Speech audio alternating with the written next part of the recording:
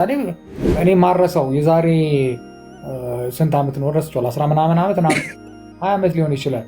አንድ ጓደኛዬ ነበር አብረን ዓለም ላይ በጣም ብዙ ነገር መናሳልፍ እና ኤፍሬም ይባላል ጓደኛው። እየሰማኝ ከሆነ ራሱ ደስ ይለኛል ቢሰማኝ። ጴንጤ ሆነ እና ጴንጤ ሆኖ አንተ እኛም በስብከት ገደለን። በቃ ቁጭ ብሎ ምናምን ኢየሱስ ጌታ ነው ምናምን እንደዚህ ምናምን አረ እንደዚህ ምናምን እንደዚህ ነው የመዳን ቀን ዛሬ ነው ንስሐ ገቡ ምናምን ይለን። ስለጠሩት አይደል እንዴ እነ ትዝታውን እነ በጋሻውን ቅጥቅጥ ያደርጓቸው ደማቸውን ያፈሰሱት? እሱን አላውቅም። አሁን እኔ መረጃ አለኝ። እኔ መረጃ ተዚህም ሲናገር ነበር። እኔ ራሱ አዲስ አበባ በነበርኩበት ሰዓት ላይ ተክለ ሃይማኖት የተነሳውን ረብሻ ቃለው ኢየሱስ ጌታ ነው ብለው አድምቀው ከዘመሩ፣ ኢየሱስ ጌታ ነው ብለው አድምቀው ከሰበኩ ያባርረዋል። ይሄው ጳጳሳቱ እኮ እየወጡ እየተናገሩ እኮ ነው። የነበጋሻው መውጣት ብቻ እኮ አይደለም። እሺ እኛ በወጣን ጊዜ ማንም ኩታራ ወጣ ምናምን ነገር ብለዋል። እሺ ችግር የለው። እነበጋሻው ሲወጡ የወጡበት አሁን በሚሉት አይነት አይደለም። ይሄ ድብደባ እኮ የተደረሰው ይሄ መዝሙር ከመድረሱ በፊት አዲስ አበባ ውስጥ እኮ ነው ይሄ የሆነው። ጴንጤዋ ወጣ ኢየሱስን ጌታ ኢየሱስ ክርስቶስን ተቀበሉ ያድናል ተብሎ ሲባል ያፏጨው ህዝብ ቁጥር አይተዋል። ትንሽ ነው ያጨበጨበው ያፏጨው። ከዛ ውጪ ተራጋሚው ነው የበዛው።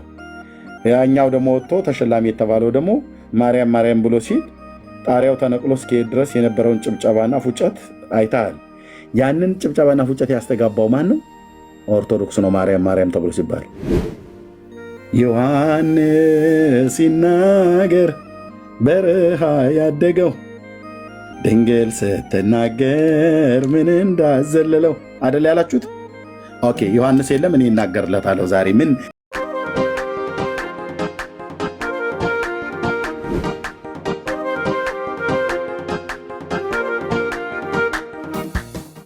በስብከተ ወንጌሉ ኃላፊ በብፁዕ አቡነ ማርቆስ አትፍሩ ብለዋሉ። ለምን እኔ አሁን ሮያል አንተ ኦርቶዶክስ እምነት ተከታይ ሆነህ ስለ አምላክ ስለ ኢየሱስ ክርስቶስ እኮ ቆጭቶህ እንዴት ነው ለጴንጤዎች ሰተን እኛ ስሙ የማይጠራው? ልጅ አሁን በኢየሱስም ብላ ትላለች ደስ ነው የሚለኝ አልክ። ለምን ነው ደስ የሚልህ? የጴንጤዎችን አምላክ ስለጠራች አይደለም። ልክ ነው የጴንጤዎች አምላክ ነው። የጴንጤዎች አምላክ ብቻን ግን አይደለም። የኦርቶዶክስም አምላክ ነው። ላመኑበት ሁሉ አምላካቸው ነው። ባያምኑበትም የምድር ዳርቻዎች ሁሉ አምላክ ነው። ለእስላሙም ለዋቴቨር ማንም ይሁን ማንም። ስለዚህ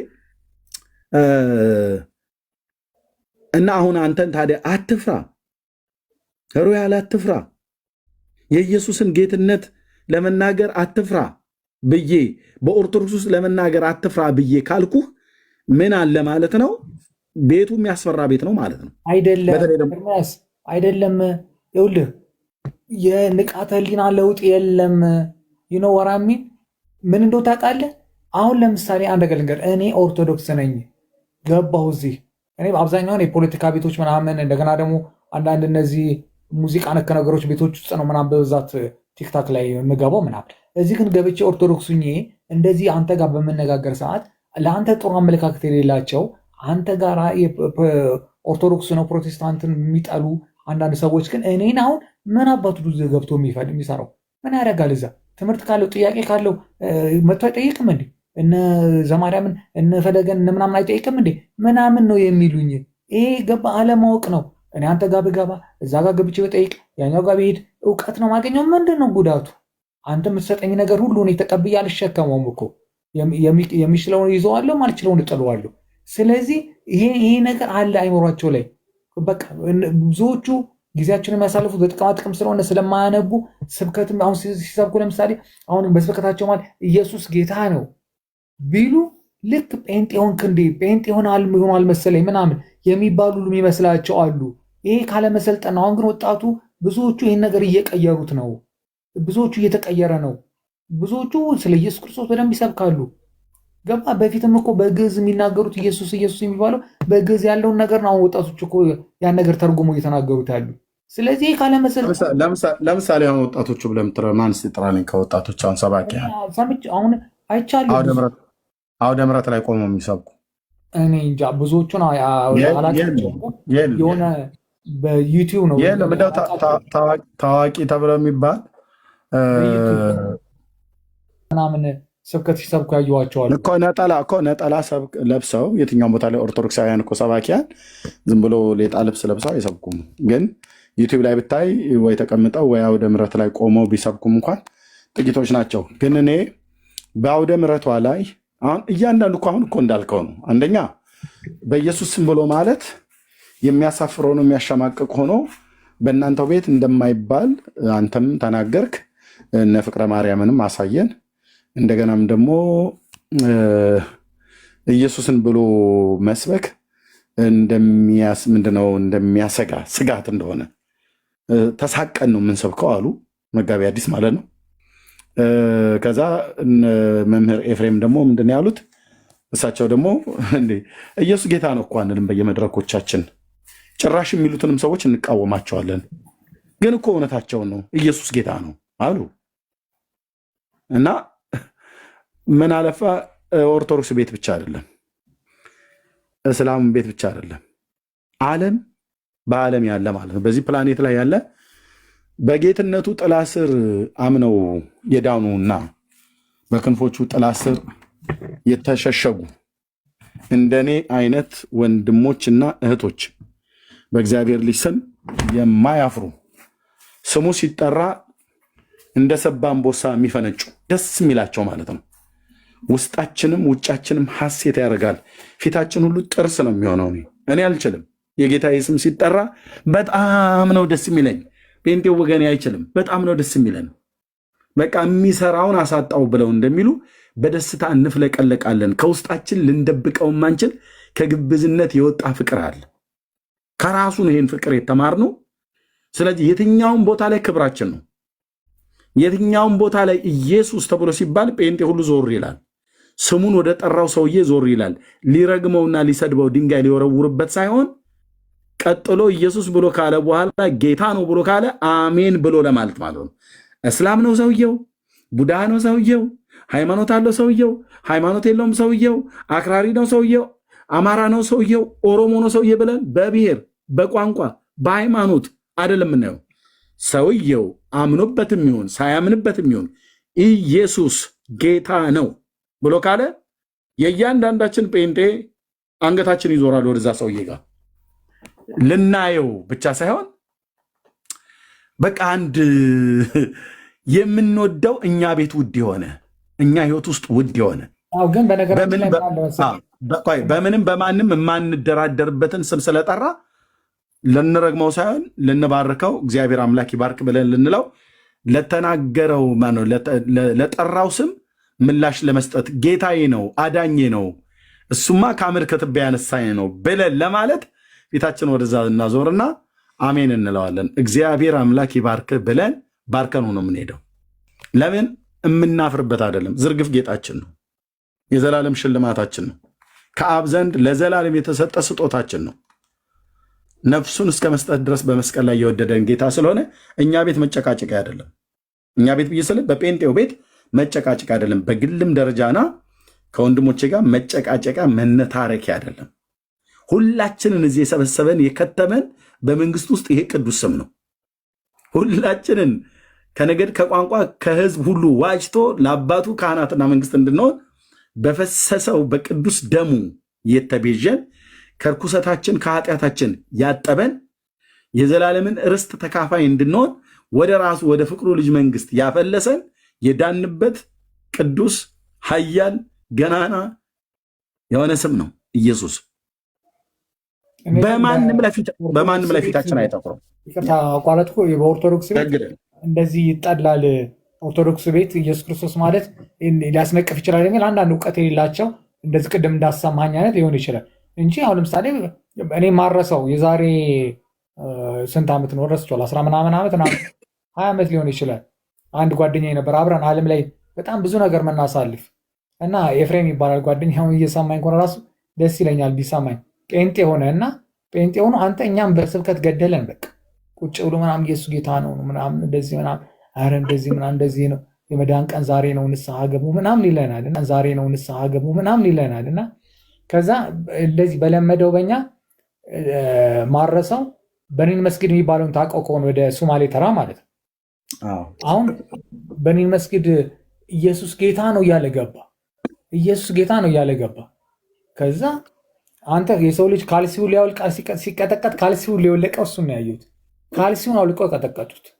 ካልሲውን አውልቀው ቀጥቀጥ አድርገውት መጣ እና የዛን ጊዜ አረሰውም። ለምን ይመስላል? ለምን ይመስላል የቀጠቀጡት? ኢየሱስ ስሙ ስለማይወዱት እኮ ነው። ኢየሱስን ስለሚጠሉት ነው እንደዚህ ያደረጉት ነው የምልህ። ስለዚህ እኔ አሁን ያነሳው ለመሰለ እኛ ሙስሊሞቹ ናቸው። ለምንድን ነው ታዲያ ኦርቶዶክስ ቤተክርስቲያን ውስጥ እኮ ከዚሁ እኮ ያልተናነሰ ስሙን ስለጠሩት አይደል እንዴ እነ ትዝታውን እነ በጋሻውን ቅጥቅጥ ያደርጓቸው ደማቸውን ያፈሰሱት? እሱን አላውቅም። አሁን እኔ መረጃ አለኝ። እኔ መረጃ ተዚህም ሲናገር ነበር። እኔ ራሱ አዲስ አበባ በነበርኩበት ሰዓት ላይ ተክለ ሃይማኖት የተነሳውን ረብሻ ቃለው፣ ቅድስተ ማርያም ቤተክርስቲያን የተነሳውን ረብሻ ቃለው። ትዝታውን ግንባሩን ብለውት ነው ደሙን አፍስሰውታል እኮ ሊገሏቸው ሲሉ ነው ያመለጡት። በሰዎች ያስመለጧቸው ወጠብሻ የሰንበት ተማሪ ቀጥረው ማለት ነው። በባለፈውም እኔና ሜሎስ ትዜ የገባን ጊዜ ላይ ድጋሚ ሲናገር ነበር እና ምን አለ እንደውም መዝሙሩን ያኔ ይኸው አሁን ገብረ ዮሐንስን አወቀኛን ዘማሪ ቆይ እሱ ጋር እንመጣለን። ገብረ ዮሐንስን አውቀዋለሁ። አይነ ስውሩ አይደል? አይነ ስውሩ አይደል? እና ኢየሱስ ስላለ እሱ ተደበደበ። አይነ ስውሩ አይደል? ገብረ ዮሐንስ ማለት ሮያል እየሰማኝ ነው። ገብረ ዮሐንስ ማለት አይነ ስውሩ ነው አይደል? አይነ ስውሩ አይነ ስውሩ። ኦኬ እመጣለሁ ወደ እሱ ጋር። እኔ ግን አሁን እነ ትዝታውና እነ በጋሻው ጋር እነ ዘርፌ ጋር ነኝ ያለሁት። እነሱ የወጡበት ጊዜ የተነሳው ነውጥ ማለት ነው። ኦኬ ወንድማችን ትዝታውን እነ በጋሻውን ሲደበድቧቸው ነበር። ደሙን አፍስሰውታል። አይ ቲንክ ቦታው 4 ኪሎ ቅድስተ ማርያም ይሁን የተክለ ሃይማኖቱ ላይ ይሁን ቦታውን ብቻ ነው የተሳሳትኩት እንጂ አፍስሰውታል፣ ደብድበውቸዋል። ኦኬ ስመሰክር አይኔን እንዳበራ ከለከሉኝ ስሙን እንዳልጠራ ብሎ የዘመረው እኛ ጋር ከመጣ ጴንጤ ከሆነ በኋላ አይደለም፣ ወደ ጌታ ከመጣ በኋላ አይደለም፣ እዛው ሆኖ ነው። ኦኬ እነሱ ብቻ አይደለም እነ መምህር ኤርሚያስ እነ ዲያቆን ኤርሚያስ ኪሮስ ማለት ነው እንዳትሰብኩ ብለው ለህይወት ድካም ከሆነ ብራዘር ማንም ደክሟል። እግዚአብሔር ልግለጠው ቢል ማንም እዚህ በማንም ፊት ማንም አይቆምም። እውነት ግን ለህይወት ድካም ከተባለ ማንም በማንም ላይ እጁን እስከማያነሳ ድረስ ማለት ነው። ሳታውቅ ስላደረገችው ነገር ወይ ደግሞ ደግመሽ ልጅ ወይ በኃጢአትን አትስሪ በሰላም ወደ ቤትሽ ሂጂ ብሎ ያሰናበተ ጌታ ኢየሱስ ጋር ነው የመጣው። ብራዘር ማንም በንጽህና ቆሞ ማንም ሊመሰክር አይችልም። ልብ በልና ስማኝ። ስለ ኃጢአት ውድቀት ከተባለ በግ ከነነፍሱ የቀበረ ጳጳስ አስማተኛ ጳጳስ አስቀምጣ ይሄ ልጅ እንደዚህ ሆነ ተብሎ ቢባል ምን ነው የባህር ዳር ገብርኤል ቤተክርስቲያን አባይ ማዶ ገብርኤል ቤተክርስቲያን ማለት ነው በብፁዕ አቡነ አብርሃም የአህጉረ ስብከቱ ሊቀ ጳጳስ በሆኑት በሳቸው አህጉረ ስብከቱ ውስጥ የተቀመጠ በቴሌቪዥን ላይ አይደል እንዲወጣው ማለት ነው። አባይ ማዶ ገብርኤል ማለት ነው ቦታ ነው የተቀየረላቸው። ቦታ ነው የተቀየረልን እስከምትታወቅ ድረስ ማለት ነው። እነ ቀሲስ ደበበ የሚባሉ እኔ አሁን እንደዚህ መሆኑ ብሎ እግዚአብሔር የምሕረት አምላክ ነው፣ ይምራቸዋል፣ ሁሉንም ይምራቸዋል በንስሐ ሲመለሱ። እሱ አይደል ነው እና ዋናው ግን የተባረሩበት ይሄ ውጭ ሀገር ከወጣ በኋላ ተብሎ የተወራ አይደል። ዋናው የተባረሩበት ዋናው ከብዙ ልጆቿን ኦርቶዶክስ የምታባረረው ኢየሱስ ጌታ ነው ብለው አድምቀው ከዘመሩ፣ ኢየሱስ ጌታ ነው ብለው አድምቀው ከሰበኩ ያባርረዋል። ይሄው ጳጳሳቱ እኮ እየወጡ እየተናገሩ እኮ ነው። የነበጋሻው መውጣት ብቻ እኮ አይደለም። እሺ እኛ በወጣን ጊዜ ማንም ኩታራ ወጣ ምናምን ነገር ብለዋል። እሺ ችግር የለው። እነበጋሻው ሲወጡ የወጡበት አሁን በሚሉት አይነት አይደለም። ይሄ ድብደባ እኮ የተደረሰው ይሄ መዝሙር ከመድረሱ በፊት አዲስ አበባ ውስጥ እኮ ነው ይሄ የሆነው። ኦኬ እሺ እነሱ እስከወጡ በኋላ ለምንድን ነው ጳጳሳትን የቁም እስር የምታስራቸው? ብፁዕ አቡነ በርናባስን እና ብፁዕ አቡነ ገብርኤልም ማለት ነው። ቤቱ ገፊ ነው፣ ማርያም ቤዛ አይደለችም፣ ኢየሱስ ነው ቤዛ ብለው በመስበካቸው ነው የተሰደቡት ማለት ነው። ማለት ይህንን ሌላ ከሌሎቹ ጋር ትከራከረዋለህ። እሱ ሳይሆን ግን እውነቱ ይሄ ነው። እንደው ዝም ብለህ በጠቅላላ ብታይ እንጂ ስለ ሰው ድካም ለማውራት አይደለም። ግን የሌላቸው ናቸው። ኢየሱስ ሲባል ዝም ብለው ጴንጤ ምናምን እያሉ የሚተቹ ምናምን ናቸው እንጂ ማነው ነው አንዳንዶቹ አይባልም። ሮያል ልክ ነህ። አንዳንዶቹ ሳይሆን የሚበዛው ህዝቡ የጌታ ስም ሲጠራ ተቃዋሚ እንዲሆን አደራጅተውታል ወይ ደግሞ አሳምፀውታል። እውቀት የሌለው ነው። እውቀት የሌለው ኖ ህዝቡ እውቀት የለውም። እሺ እውቀት አለኝ ብሎ ያለው መምህሩ ለምን እንደዛ ብሎ ያስተምራቸዋል? ለምን እንደዛ ብሎ ይሰብካቸዋል? እኮ በስመ መምህር ምን እውቀት ያለው ላይኖሩ ይችላል እኮ ዝም ብሎ አሁን ቅድም ሲከራከሩ እንዳየው ላሊበላ ምናምን የምትለው አይነት እኮ የቤተክርስቲያን ዘበኛም እኮ እውቀት አለኝ ይላል። ሁለት ግዕዝ ካወቀ ችግሩ እኮ ያ ነው። ግን እኔ እውነቱን ስነግርህ ኦኬ አንተ አንዳንዶቹ ብለሃልክ እንጂ የሚበዛው ህዝብ ግን ከአንተ ልጅ ጀምሮ ልጆች በቤታቸው ውስጥ በየትኛውን ቦታ ላይ በኢየሱስ ስም ማለት ጀምረዋል። ይሄ ልጅ የጠራችው ስም በማህፀን የሰራት አምላኳን ነው። አንተ ይህን ልጅ ስሙን እንደዚህ ብላ በመጥራቷ ደስ ነው ያለህ ጌታን ስለምትወድ ማለት ነው። አዳምጠኝ። እናቴ እኮ የቤተክርስቲያን በጣም የቤተክርስቲያን ሰው ናቸው ጥግ ድረስ እና አሁን ልጄ ምናምን ነገር ሲሆን በኢየሱስ ስም ምናምን ስትል ምንም እናቴ ምንም ነገር መጥፎም ነገር ብላትም አይቃወም። ለምን እንደዚህ ብላም ለምን ትቃወማታለች እንዴ? አምላኳን መጥራቷ ተባረኪ ማለት ነው። የሚበዛው ህዝብ ለምን እንደሚቃወመው ብለን ስንል ህዝቡ ስለማያውቅ ብቻ አይደለም። ሮያል ኦኬ፣ አብዛኛው ህዝብ መጽሐፍ ቅዱስ አያነብም አላነበበም። ይሄ ምንም የሚታወቅ ነው። የሚያበረታታም አገልጋይም የለም። መጽሐፍ ቅዱስ አንብቡ ተብሎ እኔ እስከማውቀው ድረስ አይበረታታም ህዝቡ ማለት ነው። አገልጋዮቹ አንብቡ ብሎ አይሉ። ኦኬ፣ ሁለተኛ ከኛ ከወንጌላን አማኞች ጋር ባለ እሰጥ አገባ ኢየሱስ ተብሎ ሲባል ጴንጤ ማርያም ተብሎ ሲባል ደግሞ ጴንጤን የማይመለከት ኦርቶዶክስን ብቻ የሚመለከት ኢየሱስ ተብሎ ሲባል ጴንጤን ብቻ የሚመለከት ኦርቶዶክስን እንደማይመለከት ማሳያው ብለህ ካልክ አሁን የባለፈው የቲክቶክ አዋርድ ላይ ሽልማት ላይ የነበረውን አይተሃል። ጴንጤዋ ወታ ኢየሱስን ጌታ ኢየሱስ ክርስቶስን ተቀበሉ ያድናል ተብሎ ሲባል ያፏጨው ህዝብ ቁጥር አይተዋል። ትንሽ ነው ያጨበጨበው ያፏጨው። ከዛ ውጭ ተራጋሚው ነው የበዛው። ያኛው ደግሞ ወጥቶ ተሸላሚ የተባለው ደግሞ ማርያም ማርያም ብሎ ሲል ጣሪያው ተነቅሎ እስኪሄድ ድረስ የነበረውን ጭብጨባና ፉጨት አይተሃል። ያንን ጭብጨባና ፉጨት ያስተጋባው ማን ነው? ኦርቶዶክስ ነው። ማርያም ማርያም ተብሎ ሲባል ይሄ ነገር መሰለህ ኤርሚያስ እንድታየው ምን ያህል ልዩነት እንዳለና ምን ያህል እንደማይፈለግ ማለት ነው። ውስጥ እያስገባችሁ እናንተ እያስገባችሁት ነው ህዝቡን እኮ። አሁን ለምሳሌ ለማርያም የሚገባውን ክብር አዳምጠኝ ልጨርስ። ለማርያም የሚገባውን ክብር አለመስጠት። ምን አይነት ክብር? ለምሳሌ የሚገባት ክብር ምንድን ነው? አላት እኛ ብዙ ብቻ በዘረዝርልህ ያው ከኔ እውቀት በላይ ስለሚሆን እንዴት አድርገን እንስጥ? እኔ ይኸው ንገረኝ። ጌታ እግዚአብሔር ምስክሬ ነው። ከነገ ጀምሮ ሲያደርገዋለሁ። እንዴት ብርግዬ ለማርያም ምን አይነት ክብር በምን አይነት መንገድ ልስጣት? እናንተ የምትሰጡት በምን አይነት ነው? ክብር ስለማሰጡ ምን ይሆናል መሰለህ? አንተ ለምሳሌ አንድ ሰው የምትወደውን ነገር ሲልብህ ምን ትሆናለህ መሰለህ? የበለጠ እናንተ የምትሰጡት ክብር ለማርያም የምትሰጡት ክብር እኛ የማንሰጠው ክብር ምንድን ነው? የሚገርምህ ነገር ማርያምን የበለጠ እንድንወዳት የበለጠ ክብር እንድንሰጣት ነው የሆነው። እንደውም እኔ ክብር ልስጣት። እንዴት አድርጌ ክብር ልስጥ? ሮያልዬ ይኸው ጌታ እግዚአብሔር ምስክር ከልብ ቅንነት ነው የምነግርህ። በምን አይነት መንገድ ክብር እንስጣት? እሺ እንደዛ ካልከኝ ለምሳሌ ለማርያም ክብር መስጠት ማለት ትርፍ ነገር ሳይናገሩ ለምሳሌ ሳይተቹ ብዙ የሚተች ነገር አያለሁ። ማርያም ይተቻሉ። ለምሳሌ ማርያም ከኢየሱስ ክርስቶስ ውጭ ልጆች አላት ምናምን እያሉ ብዙዎቹ ያለ የዘላለማዊ ድንግልና ያላትን እናት የማሳነስ ነገር በፕሮቴስታንቱ ዓለም ምናምን አለ።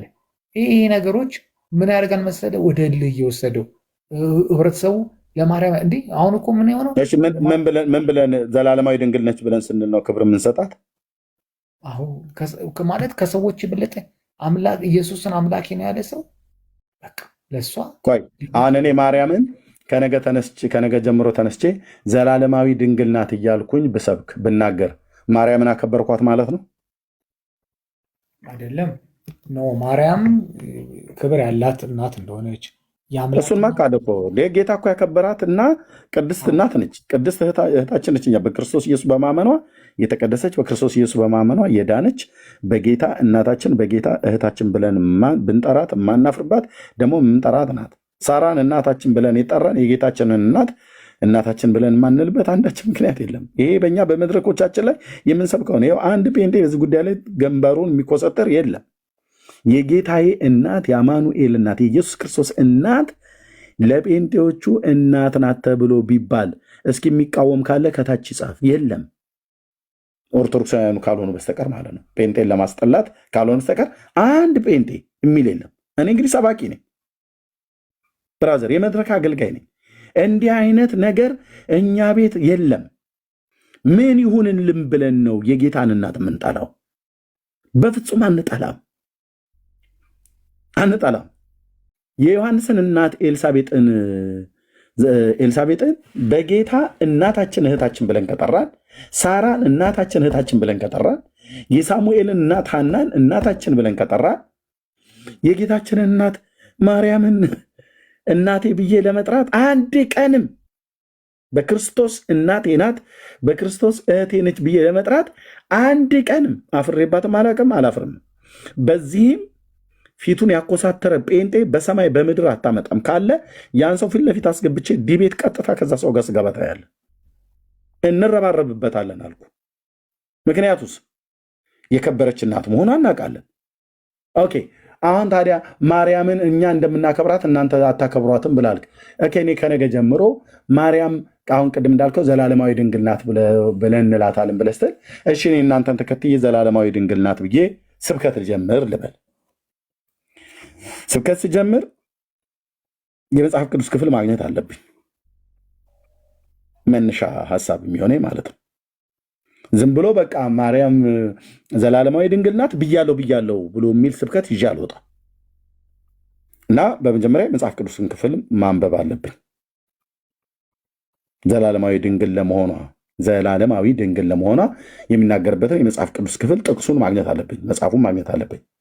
እሱን ክፍል አንብቤ ከሆነች አነባዋለሁ። ይኸው ወገኖቼ፣ ይሄ ማለት በትንቢተ ኢሳይያስ መጽሐፍ ምዕራፍ 51 ላይ እንደዚህ ተብሎ ተጽፏል፣ ወይ ደግሞ በኤርምያስ 13 ላይ እንደዚህ ተብሎ ተጽፏል፣ ወይ ሕዝቅኤል ላይ ከሆነ ያገኘሁት ብቻ ያገኘሁትን መጽሐፍ ጠቅሼ ይኸው ከዚህኛው ቁጥር እስከዚህኛው ቁጥር ድረስ የጌታን እናት ማርያምን ዘላለማዊ ድንግልናዋን ፍንትው አድርጎ የሚያሳይ መሆኑን ከዚህ በኋላ ባለን ጊዜ የእግዚአብሔርን ቃል በጥሞና እናያለን።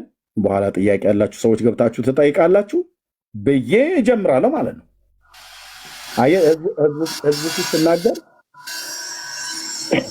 ህዝቡ ፊት ስናገር መረጃ ያለው ነገር ስለሆነ ቃሉን አነባዋለሁ አሁን። ስለዚህ እናንተ ማርያም ዘላለማዊ ድንግል ናት ብላችሁ ስትሉ መረጃ አምጡ እኮ ብለን ስንል የለም።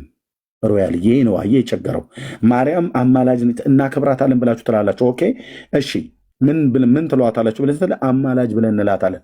መረጃ ስጡን ብለን ስንል የለም። አሁን እኮ እኔ ጌታ እግዚአብሔር ምስክር እኮ አልኩ። ማርያም አማላጅ ነች። ኦኬ ልመን፣ ግን የመጽሐፍ ቅዱስ መረጃ ስጡን ብለን ስንል የለም። እና አሁን እንኳን አይደለም ለሌላ ህዝብ ማርያም ታማልዳለች ብዬ ልሰብክ ቀርቶ አይደለም እኔ ይህን ማርያም ታማልዳለች ብሎ የሚለውን ቃል እንዳምነው መረጃ ግራውንድ ሊሆነኝ የሚችል ምንም የመጽሐፍ ቅዱስ መሰረትነት የለም። እንኳን ለሌሎች ላስተምር ቀርቶ አይደለም፣ እንኳን ለሌሎች ላሳምንበት ቀርቶ አይደለም፣ እኔ ራሱ ላምንበት የምችል ምንም አይነት መጽሐፍ ቅዱስ ላይ መረጃ የለም። ምን ብዬ ጴንጤውን ታዲያ ማርያም ታማልዳለች ብዬ ልበል?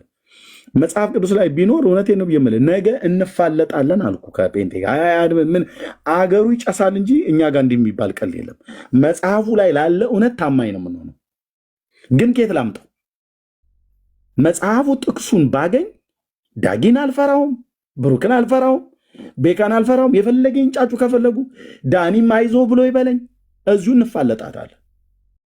መጽሐፉ ብሏላ የማርያምን አማላጅነት መጽሐፉ ካለው ማን ነው ዳጊ? ማን ነው ዳኒ? ማን ነው ብሩክ? ማን ነው ቤካ? ማን ነው ኤርሚያስ? ማን ነው ጴንጤ ቢሆን መጽሐፉ ላለው ነገር አሜን ብለን እንቀበላለን። አሁን ግን ማርያም ታማልዳለች ብዬ ብሎ የሚለውን ኦርቶዶክሱ ማርያምን ሲያከብሯት ማርያም ታማልዳለች ብለው እንዳሉት ዘላለማዊ ድንግል ናት ብለው እንደሚሉት የመጽሐፍ ቅዱስ መረጃ ጥቅስ ስጡን ስንላቸው በሌለበት እኔ ይህንን እንደ ኦርቶዶክሶቹ እኔም ማርያምን ላክብራት ብዬ ብል ወጥቼ ምንድን ነው ብዬ የምለው ከእናንተ ኮርጄ ማርያም ታማልዳለች። እሺ ኤርሚያስ መረጃ ጥቅስ ስጠን ይለኛል። ዳጊ ነገ አበሳይ ሊያሳየኝ ማለት ነው። ብሩክም ሊጠዘጠዘኝ መረጃ ስጠን ይላል። እኛ ኦርቶዶክሳውያንን ጠይቀን ለዘመናት መልስ አጥተናል። አንተ ደግሞ ይኸው ገብተህበታል። በል እንግዲህ ጭቃ ውስጥ የቆመ መኪና ይመስል እዛው ቆመ ትቀራለህ ወይ ትሰጠንና ጎትተን እናወጣለን። ስጠን መጽሐፍ ቅዱስ መረጃ ብሎ ቢለኝ ኬት አባቴ አምጥቼ ለብሩክ ሰጠዋለሁ? ያሰቃዩኛል አልኩ። ከየት ነው ያመጣኸው? እኛንም አሳየንና እኛ ምንምን የተጻፈውን አሳየን ብለው ቢሉ ኬት አመጣለሁ? እሱ እውቀት ያላቸው ያስረዱሃል። መነጋገር እነማን ይኸው እስካሁን ያስረዱን እኮ የሉም። እስካሁን ያስረዱን የሉም። እውቀት ያላቸው ጋር እሱን ትናገራላችሁ። እኔ ባለፈውም የነገርኩህ ስናወራ እኔ ጴንጤ አልሆነ ምናምን ብዬ ያልኩህ ነገር እንደውም ነገር ይሉ ብያለሁ። እና ዋናው ምክንያቴ እመቤታችን ነች። እመቤቴ በጣም በፍቅር ነው የምወዳት። ይገርምሃል። እኛም እኮ እንወዳታለን። ሮያል ልነግርህ የምችለው ማለት ነው። እኔ አሁን ለምሳሌ ጴንጤ መሆን ጴንጤ ካልሆነ አንድ ሰው ገነት አይገባም ይባል፣ ገነት ይቅርብኝ እመቤቴን ከምተዋት። ይሄን ያክል ነኝ። ነገር ነው ገነት ይቅር፣ በቃ የሰማይ ቤት የሚባል ይቅር። ለእሷ ካለ ፍቅር የተነሳ አይደል? አዎ በቃ እመቤቴ ከምተዋት ገነት የሚባለው ራሱ በአፍንጫ ይወጣ ምል ሰው ነኝ። ሲጀምር ወደ ኢየሱስ ክርስቶስ መተህ የምትተዋት ማርያም አለች አይደለም? ኖ ኢየሱስ ጴንጤዎች እኛ ኑ ብለን የምንለው ሰውን ሁሉ የምንጠራው ወደ ጌታ ነው። ወደ ኢየሱስ መተህ ልጇን አምነህላት፣ ልጇን ወደህላት፣ ልጇን ጌታዬ ነው ብለህላት ተቀብለኸው የህይወትህ አዳኝ፣ የህይወትህ መሪ፣ የህይወትህ ቤዛ ሆኖ የምትተዋት የጌታ እናት ማርያም አለች። በደንብ ማን ስለተወ ክብር የማይሰጣትን ክብር የማይሰጣት ማህበር ጋር መቀላቀል ምን አይነት ክብር? ምን አይነት ክብር? እግዚአብሔር ምን አይነት ክብር? ማህበር ጋር ከየታም እሱን ለመን የተጻፈ አሳዩን እኮ ነው ሮያል እያለው እኔ ይኸውልህ ኢየሱስ አማላጅ ለመሆኑ የመጽሐፍ ቅዱስ ጥቅስ ከብሉይ እስከ አዲስ ኪዳን ግጥም ነው ያለው። ሐዋርያቱ እየተቀባበሉ ነው የጻፉት። የተጻፈ አለ፣ የተጻፈ ሪትን የተደረገ በታመኑ ሐዋርያት። ልብ በል ጴጥሮስ እና ዮሐንስ ጸሐፍት ሐዋርያቱ ኦርቶዶክስም ጴንጤም ካቶሊክም አይደሉም። በስጋ አይሁዳውያን ናቸው። ጌታ የጠራቸው አገልጋዮች ናቸው። ሲጽፉ በመንፈስ ቅዱስ እየተመሩ ነው የጻፉት። ኦኬ። ኢየሱስ አማላጅ ለመሆኑ፣ ኢየሱስ ዋስ ለመሆኑ፣ ኢየሱስ ጠበቃ ለመሆኑ ሶስቱንም ቃል ኢየሱስ መካከለኛ ለመሆኑ አራቱንም ቃል ተጠቅመው ጽፈውለታል አዲስ ኪዳን ላይ ማለት ነው። ማርያም ግን አማላጅ ለመሆኗ አንድም ቦታ ላይ የጻፈ ሐዋርያ የለም። ካለ እኔ ሮያል ጌታ ኢየሱስ ምስክሬ ነው ቃል እገባልሃለሁ በሰማይ በምድር ጌታ ፊት ከነገ ጀምሮ አይደለም ከነገ አሁን እኔ ጋር ምሽት ስለሆነ ቆይ እኔ ጋር ሌሊት ስለሆነ ቆይ ልንገርህ እኔ ጋር ሌሊት ስለሆነ ጌታ በእግዚአብሔር ምሕረት ተኝቼ ስነቃ በኢትዮጵያ ምሽት ላይ ማለት ነው ቀጥታ ካሜራዬን ከፍቼ የማርያም አማላጅነት ይኸው ብዬ ለዚህ ከሃዲና መናፍቅ ተብሎ ለሚባል ለወገኔ ለጴንጤው እንድሰብክ እኔን ሊያስተማምነኝ የሚችል ጥምን የሚያረካ ለጥያቄ መልስ ለእምነቴም እውቀት የሚሆነኝ ለሌሎችም ሰዎች ወጥቼ ለጴንጤው ስናገር ሊያሳፍረኝ የማይችል የመጽሐፍ ቅዱስ አስተማማኝ የሆነ ጥቅስ ስጡኝ ነው ያልኩት። የለም በዘመናት መካከል እንደ ማቱሳላ 969 ዓመት ለእያንዳንዱ ኦርቶዶክሳዊ ሰባኪ ቢጨመርለት ይህን ጥቅስ አያመጡትም። የለም። ለምን? ማርያም አማላጅ ስላይደለች ማለት ነው። ናት ተብሎ ስላልተጻፈ። እኔ ደግሞ አንዳንድ ጊዜ በህይወት ዘመን እርግጠኛ የምትሆንባቸው ነገሮች አሉ አይደል? ለምሳሌ በምን እርግጠኛ በልጅ አትደራደርም። ልጅን ለምሳሌ ሚስት ብትሆን ድንገት ነገ እንድንለያይ እንችላለን ምናምን ልትል ትችላለህ። ወይ ደግሞ እናት ከሆነች እናት ከሆነ ልጅ ከሆነ ግን በዛ የምትደራደርባቸው አይደሉ። ምክንያቱም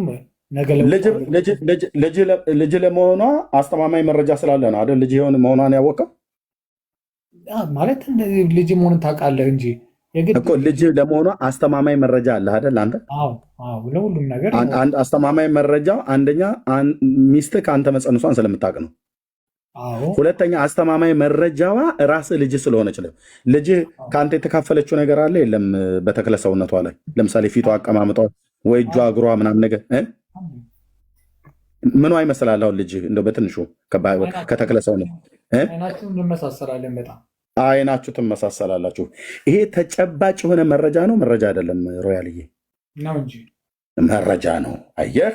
ስለዚህ ልጅህን ልጄ ነች ብለህ ካፌ ይዛት ብትሄድ፣ አውሮፕላን ላይ ይዛት ብትወጣ፣ አውሮፓ ይዛት ብትሄድ፣ ቤተክርስቲያን ይዛት ብትሄድ፣ በመዝናኛ ስፍራዎች ይዛት ብትሄድ ልጄ ነች ብለህ ስትናገር ትውልድ የሚያምንህ አፍህን ሞልተህ ደረትህን ነፍተህ የምትናገርበት ምክንያት አንደኛ ተጨባጭ የሆነ መረጃ አለህ። መረጃ ደግሞ እጅ ላይ ዛት ወይ አቅፋት የምትሄደው ልጅህ ራሷ ናት። አይናችሁ ኮፒ ነው፣ ወይ ደግሞ የጣቶች የእግሮቻችሁ አቀማመጥ እንደዛ ነው፣ ወይ ደግሞ አንዳንዴ ልክ እንደዚህ ኮፒ የሆነ ትወጣለህ። እኔ አሁን ከ10 ልጆች አባቴ ወልዷል፣ ሁለተኛ ልጅ ነኝ። በቃ ምኑም ፀጉር፣ ፊት አቀማመጥ፣ የእጅ የእግር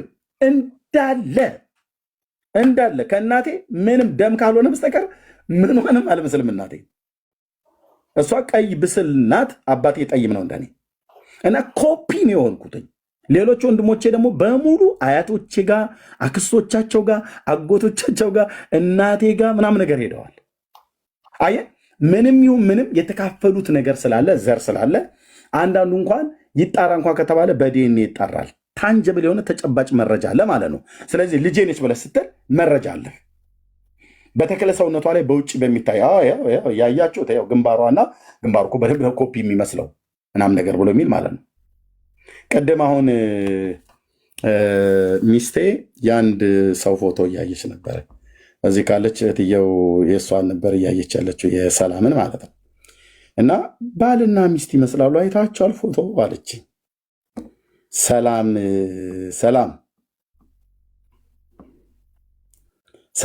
ኃይሉ እስራኤል እህትየው ዛሬ የእንቺ ፎቶ እያየች ነበረ። እዚህ ጋር ይህን ፎቶ ስላሳያችሁ ልብ በሉ።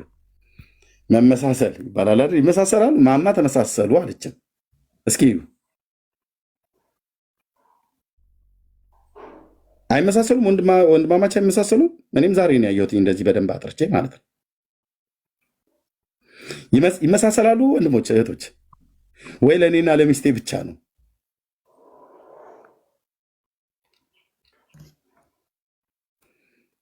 ስንት ሰው? 4 ሰው 5 ሰው ይመሳሰላሉ አላ ሰላምዬ ማለት ነው እህትየው ማለት ናት። ባለቤቷ ነው።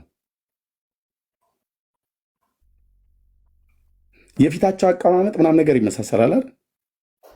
ኦኬ ልብ በሉ። ሰው እንደዚህ እንኳን በእንደዚህ እንኳን አጋጣሚ ይመሳሰላል። አንተ ልጅህ ልጄ ናት ብሎ ለማለት ታንጀብል የሆነ መረጃ አለ። እኔ ማርያም ታማልዳለች ብዬ ለማለት ታንጀብል ተጨባጭ መረጃ አጣው ከመጽሐፍ ቅዱስ ላይ እና እንዳልሰብክ ተከለከልኩ ማለት ነው። መረጃ በሌለበት በቃ አሁን ሮያልዬ እንዳልከው በቃ ዝም ብለህ በተፈጥሮ የምታምነው አለ አይደል? ኤርሚ ብለህ እንዳልከኝ እኔም መጥቻውን ለጴንጤው እዚህ ጋር ሀሳቤን ገልብጬ እንግዲህ ከዚህ በኋላ ማርያም ታማልዳለች እያንዳንዳችሁ ጴንጤው የዳር ያዙ ብዬ ብል በቃ እና በቃ እኔ በተፈጥሮ አለ አይደለ? በተፈጥሮ የምናምነው አለ አይደል ብዬ ብል መረጃ አምጣ ነው ብሎ የሚለኝ ህዝቡ በቃ ያለ መረጃ አያምንም። መረጃ ምን አይ መረጃ ላምጣላችሁ ዲኤንኤ ምናምን ኖ የመጽሐፍ ቅዱስ መረጃ አምጣ ነው ብሎ የሚለው ጴንጤው መጽሐፍ ቅዱስ መረጃ አምጣ። የቱ እንደዚህ ነው ባልልህም መጽሐፍ ቅዱስ ላይ ለምሳሌ ጻድቃን ሲያማልዱ እንደገና የወይን ጠጁን አማለደች የሚለው ምናምን ቦታ አለ። የለም ወይን ጠጁም ጋር አላማለደችም። ማማለድ ብሎ የሚለው ቃል ካወቀው ብላላለች አልቆባቸዋል ማለት ነው። እንደ ማማለድ ማለት ታዲያ ሮያል የዛን የነሱን ችግር መናገር ማለት ነው። አልቆባቸዋል ማለት ነው። ማማለድ ማለት እኮ እነሱ እንደሌላቸው አልቆባቸዋል ብሎ ማለት ማማለድ ሆኖ አያውቅም። ማማለድ ብሎ የሚለው ቃል ማስታረቅ ነው አይደል? ቀጥታ ትርጉሙ የተጻፈው ማስታረቅ ነው። መማለድ ማለት ለምሳሌ እኔ አሁን የገጠር ልጅ ስለሆንኩ ደጋግሜ ስናገር ስለሰማ እውነቱ ያ ስለሆነ ማለት ነው። አያ ከሌ ካቶ ከሌ አማልደኝ ብሎ ካለ ምን አለኝ ምን በለኝ እያለ ነው፣ አስታርቀኝ እያለ ነው። ማማለድ ብሎ የሚለውን ቃል ከኢትዮጵያ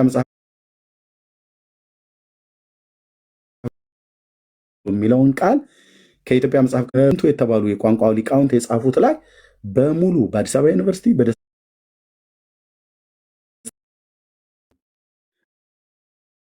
ኢየሱስስ ማን እንደሆነ ያውቁታል? እንዲ የሰርጉ ቤት ባለቤት ያውቀዋል? አያውቀውም። አምላክ መሆኑን ያውቃል እንዴ? ገና እኮ እንደተገለጠ ነው። አያውቁም። ሐዋርያቱ እንኳን ራሱ እውቀታቸው ገና ውስን ነው። ማን እንደሆነ እንኳን ገና አላወቁም። ከዛም አልፎ ከዛ በኋላ ነው እንደውም ወደ ጌንሴሬጥ ወደ ጌርጌሴኖም ወደ መቃብር ስፍራ ሲሄዱ በጀልባ ላይ ሲሄዱ በባህሩ ላይ ሲሄዱ ማዕበል መጣባቸው እና ጌታ ሆይ ስንጠፋ አይገድህምን ብለው ጮሁ እና ተነስቶ ማዕበሉን ገሰጸው ይላል። በዛ ሰዓት ላይ ይህ ወጀብና ማዕበል የሚታዘዝለት እርሱ ማን ነው ብለው አሉ ይላል ደቀ መዛሙርቱ። አየህ እሱ ማን ነው ብለው ሲሉ ማን እንደሆነ እንኳን ገና አላወቁ።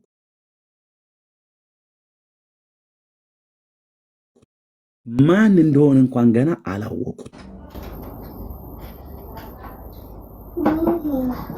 ዳኒ ብቻ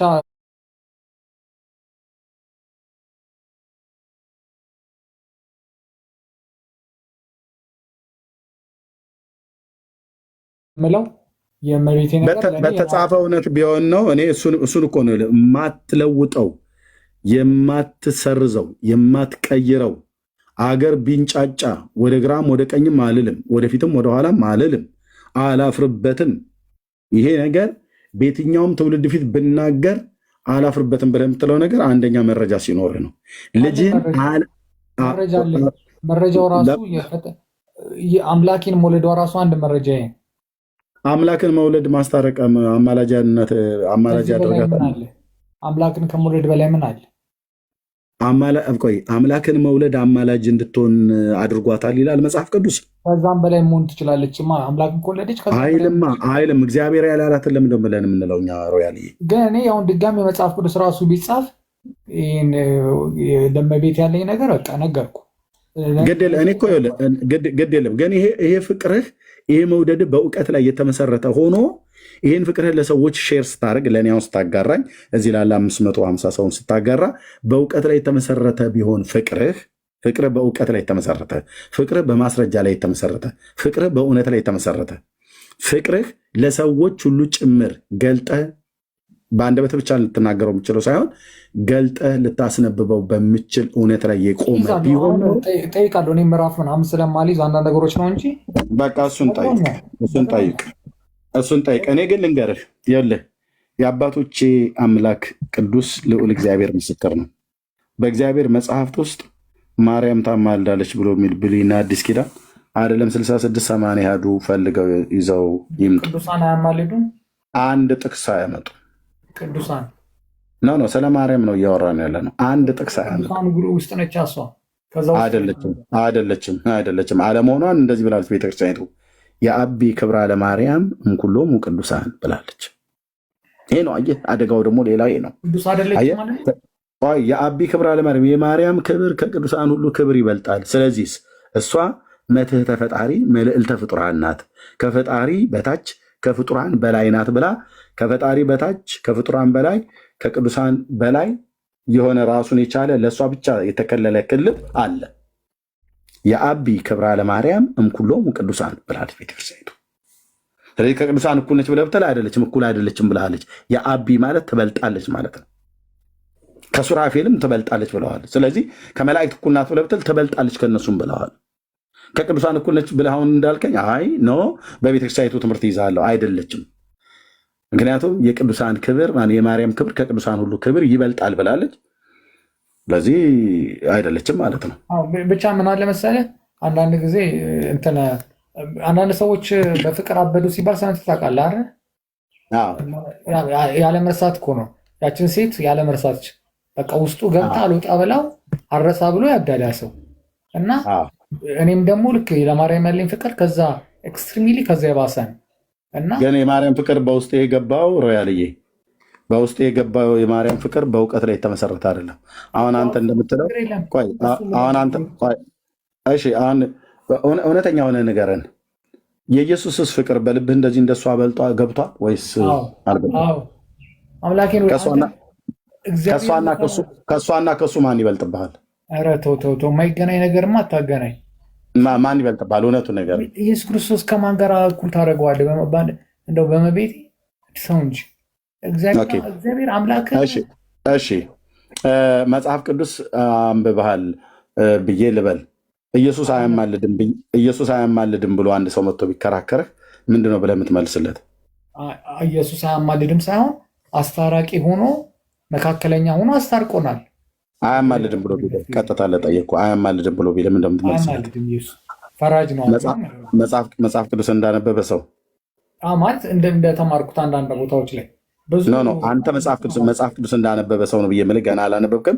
መጽሐፍ ቅዱስ እንዳነበበ ሰው ኢየሱስ አንተ አንብበዋል። ኢየሱስ ዋስ አይደለም፣ ኢየሱስ ጠበቃ አይደለም፣ ኢየሱስ አማላጅ አይደለም፣ ኢየሱስ መካከለኛ አይደለም ብሎ ቢልህ ምንድነው መልስህ? ኢየሱስ መካከለኛ ነው። መካከለኛ ሆኖ አስታርቆናል።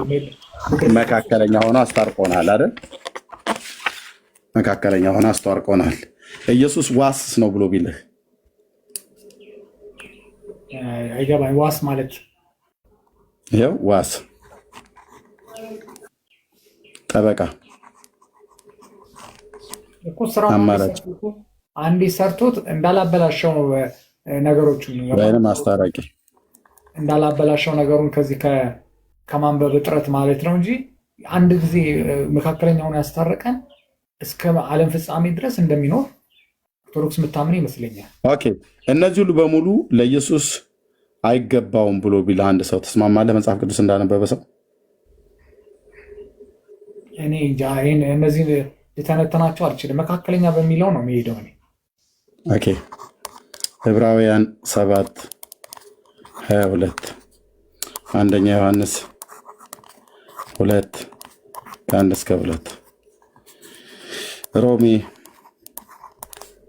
8:34 እንደ ቢያንስ በትንሹ ማለት ነው።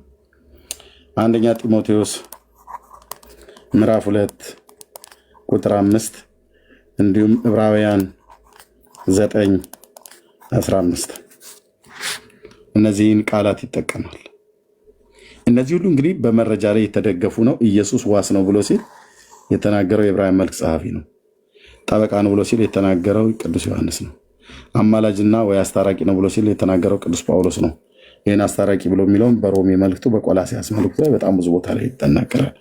መካከለኛ ነው ብሎ ሲናገርም የተናገረው የአዲስ ኪዳን መካከለኛ ብሎ ሲል አንደኛ የዕብራውያን መልእክት ጸሐፊ ነው የተናገረው፣ ሁለተኛ ቅዱስ ጳውሎስ ጢሞቴዎስ ነው።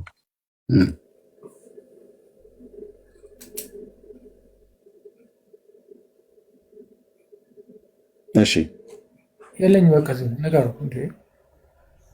ኦኬ እሺ ኦኬ። ስለዚህ እነዚህ ቃላቶች በመጽሐፍ ቅዱስ ውስጥ ለጌታ ለኢየሱስ ክርስቶስ ተቀጽለዋል ወይ ደግሞ ለጌታ ለኢየሱስ ክርስቶስ ተነግረዋል። መጽሐፍ ቅዱስ እንዳነበበ ሰው አንድ ሰው መጥቶ ኢየሱስ ክርስቶስ ዋስም አይደለም ጠበቃም አይደለም፣ ዝም ብሎ ጴንጤዎች የፈጠሩት ነው፣ አንተ ራስህ ሮያል የፈጠርከው ነው፣ መካከለኛ ብለህ የምትለው ነገር ዝም ብለህ አታካብድ የሚባል ነገር የለም። እንደውም መካከለኛ እዚህ በከመይቤ መጽሐፍ ማእከለ ፈጣሪ ወፍጡራን ብሎ የሚል ቃል አለ። ማእከለ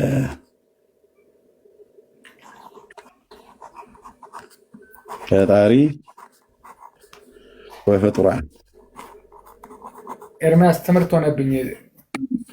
ቆይ ለሌላ የፈለኩት ማእከለ ፈጣሪ ወደ ፍጡራን ብሎ ማርያም ነች እንጂ ማእከለ ፈጣሪ ወደ ፍጡራን የምትባለው ክርስቶስ አይደለም ብሎ ቢል መጽሐፍ ቅዱስ እንዳነበበ ሰው አንተ እነዚህን ሁሉ ለኢየሱስ ክርስቶስ በእነዚህ ጥቅሶች ላይ ተጠቅሶ አንድ ሰው መጥቶ ኢየሱስ አማላጅ አይደለም ብሎ ቢልህ ምንድነው መልስህ? እነዚህ ሁሉ ተጽፈው ለኢየሱስ አንድ ሰው አማላጅ አይደለም ኢየሱስ ዝም ብለህ ነው ሮያል አንተ የምትለው ብሎ ቢልህ ምንድነው የምትለው? በደንብ አነበዋለሁ። ሳነበው ነው ፍረድ። በደንብ አንብበህ በደንብ ካነበብክ በኋላ ምንድነው የምትመልስለት? ስክሪንሾት ላድርገው አንዴ ወጣ አድርግልኝና ይኸው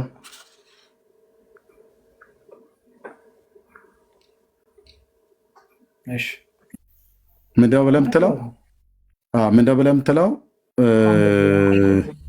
መጽሐፍ ቅዱስን እንዳነበበ ሰው ብታነበው ምንድነው ብለህ የምትለው? አይ መጽሐፉ ይላል ነው ብለህ የምትለው በትክክል ህሊናህን ከተጠቀምክ። ካልሆነስ አይ ልክ ነው ኢየሱስ ዋስም ጠበቃም አማላጅም መካከለኛውም አይደለም ነው ብለህ የምትለው።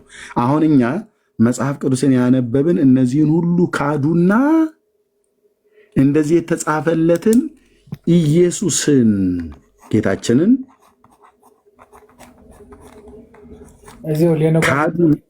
ካዱና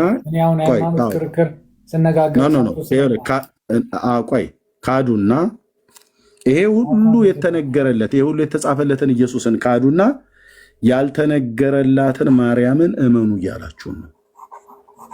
እመኑ ምኗን ስንል ምኗን ምኗን እንመን? ማርያምን እመኑ አላችሁን። ምኗን እንመን? እናትነቷን እናምናለን። በየጌታ እናቱ ነች እናምናለን። እመኑባት ብላችሁ ስትሉ ምኗን እንመን? አንደኛ አማላጅነቷን አላችሁ። አማላጅ መሆኗን ጥቅስ በኦርቶዶክስ የለም። ታመጣዋል በሌላ ጊዜ። ዘላለማዊ ድንግል አላችሁን። ጥቅስ የለም። በእንትን ዝም ብለህ እስቲ ቆይ ጥቅሱ ምኑ ይቀርና አንተ ለምን ይቀራል? ቆይ ለምን ይቀራል? ሮያልዬ ስለ ጌታ እንደዚህ ስለ ኢየሱስ ክርስቶስ እንደዚህ ተነግሮ ኢየሱስ ዋስ ነው ብያልኩ መጥቼ ቆይ ዝም ብዬ በመጽሐፍ ቅዱስ ኢየሱስ ዋስ ነው አይደለም? እሺ እሱን ቶ በእውቀቱ ምናምን የሚኬድ ነገር ነው ጽሁፉ ምናምን። አንድ ዝም ብሎ ብቻ በሎጂክ ብንጠየቅ ማለት ነው የአምላክ ማደሪያ የሆነ አንድ ማህፀን የአምላክ ማደሪያ የሆነ ማህፀን ከዛ በኋላ ሌሎች ልጆች በወንድና በሴት ግንኙነት የሚፈጠሩ ምድራዊ ልጆችን ያፈራል ብለህ ታስባለህ? እንደው ዝም ብለህ በሰውና እንኳን ስታስበው አምላክ እንደገና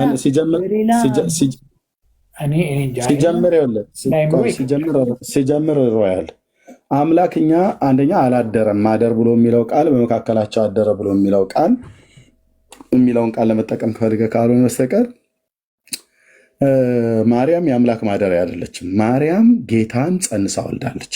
ማደሪያ ማለት መኖሪያ ማለት ነው። በመንፈሱ በእሷ ውስጥ ይኖራል ከሆነ እስማማለሁ። ግን እኛ የጌታ እናት መሆኗን እኮ አልካድንም። አምላክን እንደወለደች በስጋ እኮ አልካድንም። አሁን ጉዳዩ አምላክን በስጋ ስለወለደች አማላይ ትባላለች ብሎ የሚል ሐዋርያ ቢኖር ኖሮ እና ቢጽፈው ኖሮ ልክ አሁን ለኢየሱስ እንደዚህ እንደተጻፈለት ማለት ነው። ኢየሱስን ዋስ ነው ያለው የጴንጤ ፓስተር አይደለም፣ የኦርቶዶክስ ጳጳስ አይደለም፣ የዕብራውያን መልእክት ጸሐፊ ነው ቅዱስ ጳውሎስ። ኢየሱስን ጠበቃ ነው ያለው የጴንጤ ፓስተር አይደለም፣ የካቶሊክም መነኩሴ አይደለም፣ የኦርቶዶክስም ቄስ አይደለም፣ ሐዋርያው ዮሐንስ ነው። ኢየሱስን አማላጅ ነው ብሎ ያለ አስታራቂ ነው ብሎ ያለ የአዲስ ኪዳን ሐዋርያት የሆኑት ቅዱስ ጳውሎስና ሌሎች ሐዋርያት ናቸው። ኢየሱስን መካከለኛ ነው ብሎ ያለ ቅዱስ ጳውሎስ ነው። ኦኬ ማርያምን አሁን ይሄ እንደዚህ የተጻፈለትን ኢየሱስን እንዴት ተጻፈለትን በመረጃ እንደዚህ የተቸከቸከ የተጻፈለትን ኢየሱስን ካዱትና አማላጅነቷም ዋስነቷም ጠበቃነትም መካከለኝነትም በመጽሐፍ ቅዱስ ላይ ያልተጻፈላትን ማርያምን እመኑ እያላችሁ ነው። ምኑን እንመንባት? መጥቀስ ስለማልችል እኔ ኦርቶዶክስ ነው ስላልተገኘው ይሄ ነው ማለት ስለማልችል የዚህ ቦታ ላይ እኔ ፍርድ መስጠት አልችልም። በሌላ ቀን እስኪ ስትመጣ ሮያል ይዛና የሚጠቅስ ይዛ ባልጠይቅም ለእኔ ለውጥ ባያመጣም ግን እጠይቃለሁ። እንዴት በመረጃ ላይ ቆይ በመረጃ ላይ የተጻፈን ነገር በመረጃ ላይ በመጽሐፍ ቅዱስ ላይ የተጻፈን ነገር ይሄንኛውን ክደህ እንዴት ያልተጻፈ ነገር ታምናለህ? ለዚህ ነው አየህ ማነው ፍቅራችን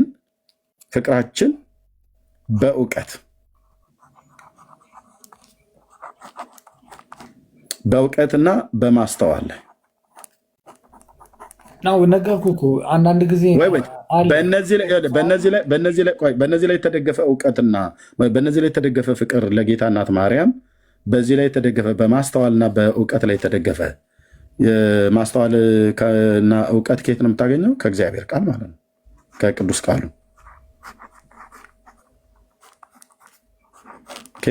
ማርያምን ወዳታለሁ አልከኝ። ሰየው እንዴ ማን ነው እዚህ የሚጠላት? ማንም። እኔም ወዳታለሁ። እዚህ በሙሉ እያንዳንዱ ይወዳታል። ኦኬ ጌታኛን የወደደን እናቴን ጥሉ ብሎ አላለንም ወይ? ደግሞ እሱን ወደን እናቱን በመጥላት እንደዛ አይነት ነገር እኛ አልተማርንም። ኦኬ መውደድ ጥሩ እኮ ነው፣ እግዚአብሔር ይባረክ። ግን በእውቀትና በማስተዋል ላይ የተደገፈ የተመሰረተ መውደድ አይደለም። ተወዳታለህ፣ ከመውደድ የተነሳ አክብራው ተሳጣታለህ ብለህ ትላለህ። ሮያል የሚባል ወንድም አከበራት አላከበራት? ኤርሚያስ የሚባል ወንድም አከበራት አላከበራት? ኦርቶዶክስ የሚባል ሃይማኖት አከበራት አላከበራት? ጴንጤ የሚባል ሃይማኖት አከበራት አላከበራት? የጌታ እናት ማርያም ማንም ነቅንቆ ሊጠላት በማይችል በእግዚአብሔር የከበረች እናት ናት። አለቅ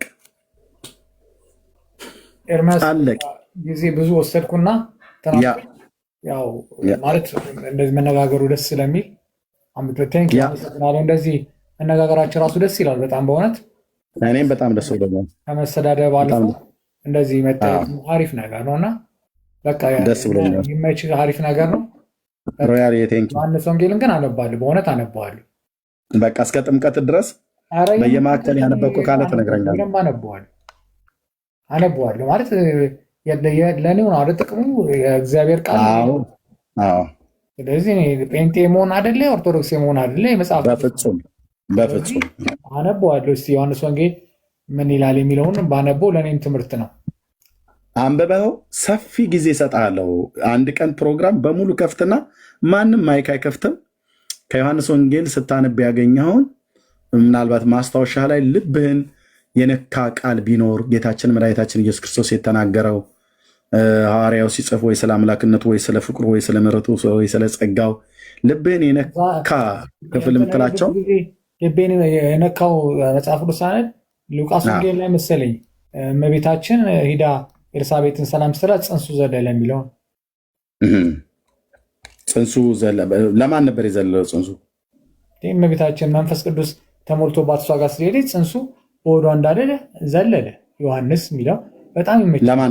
ለማን የዘለለው? ለማርያም። ታዲያ ለማርያም ክብር ታዲያ ለማን ይዘላል? እውነትህን ነው አይደለም?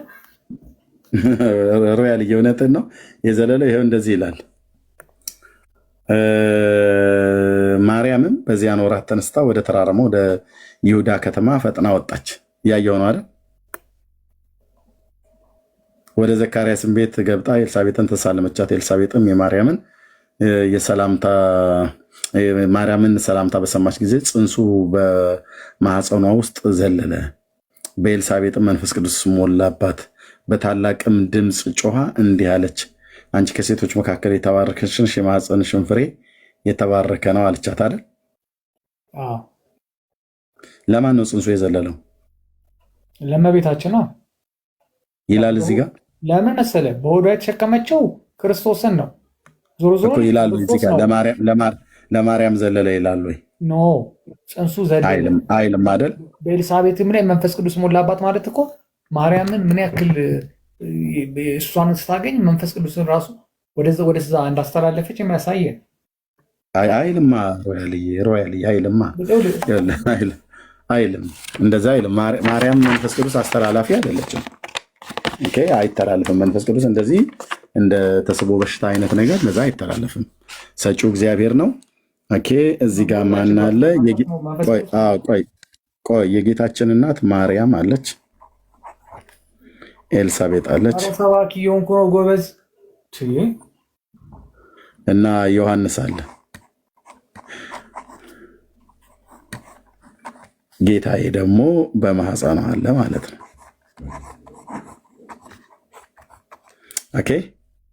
እነዚህ ሁለት ብላቴናዎች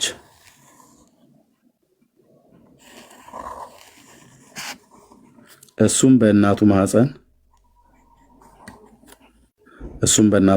ውስጥ አለ። በጣም ብዙ ጊዜ ልብ በሉ፣ ይሄ ብላቴና መንፈስ ቅዱስ የሞላበት ነው።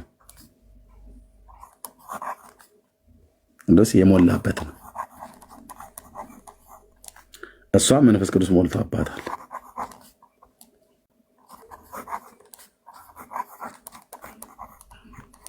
የጌታዬም እናት መንፈስ ቅዱስ ሞልቶባታል።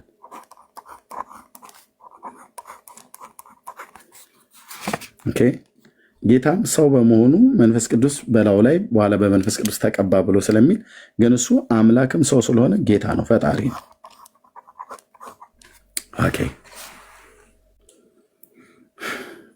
እነዚህ ሁለት እናቶች ናቸው የተገናኙት። ሲገናኙ ባዷቸው ሌጣ ሆነው አይደለም የተገናኙት። እቺ ከባሏ ጸንሳ፣ እችኛይቱ የጌታ እናት ደግሞ ከመንፈስ ቅዱስ ጸንሳ ነው የተገናኙት። ይሄ በመንፈስ ቅዱስ የተሞላው ዮሐንስ በመንፈስ ቅዱስ የሞላውን ፈጣሪውን ሲያገኘው በእናቱ ማህፀን ውስጥ ሆኖ ለማርያም ሳይሆን ለፈጣሪው ነው የዘለለው። ምን ነው አልታይ አለ ኢየሱስ። የጌታዬ እናት ትላለች እኮ የጌታዬ እናት ብላለችው። የጌታዬ እናት ይኸው እኮ እዚህ ጋር እኮ ይላል። ልክ ነው እኮ ታዲያ ምን አለች? የጌታዬ እናት ወደ እኔ ትመጣ ዘንድ እንዴት ይሆንልኛል አለች። የማን እናት? የጌታዬ። ጌታዬ ብላ የምትጠራው ኤልሳቤጥ እማን ውስጥ ያለውን ማሆድ ውስጥ ያለው ነው። ማርያም ሆዱ። ቆይ ማርያም ሆድ ውስጥ ያለውን ነው ጌታዬ ብላ የጠራችው። ማርያም ሆድ ውስጥ ያለው ማን ነው? ኢየሱስ ነው። ይሄ ኢየሱስ ማርያምን የፈጠረ ነው፣ ኤልሳቤጥን የፈጠረ ነው፣ ዮሐንስን የፈጠረ ነው። ይሄ ኢየሱስ በመለኮቱ ማርያምን በመንፈስ ቅዱስ የሞላባት ነው፣ ኤልሳቤጥን በመንፈስ ቅዱስ የሞላባት ነው፣ ዮሐንስን በመንፈስ ቅዱስ የሞላበት ነው። ስለዚህ በመንፈስ ቅዱስ የተሞሉ ሰዎች ናቸው እዚህ ጋ የተገናኙት።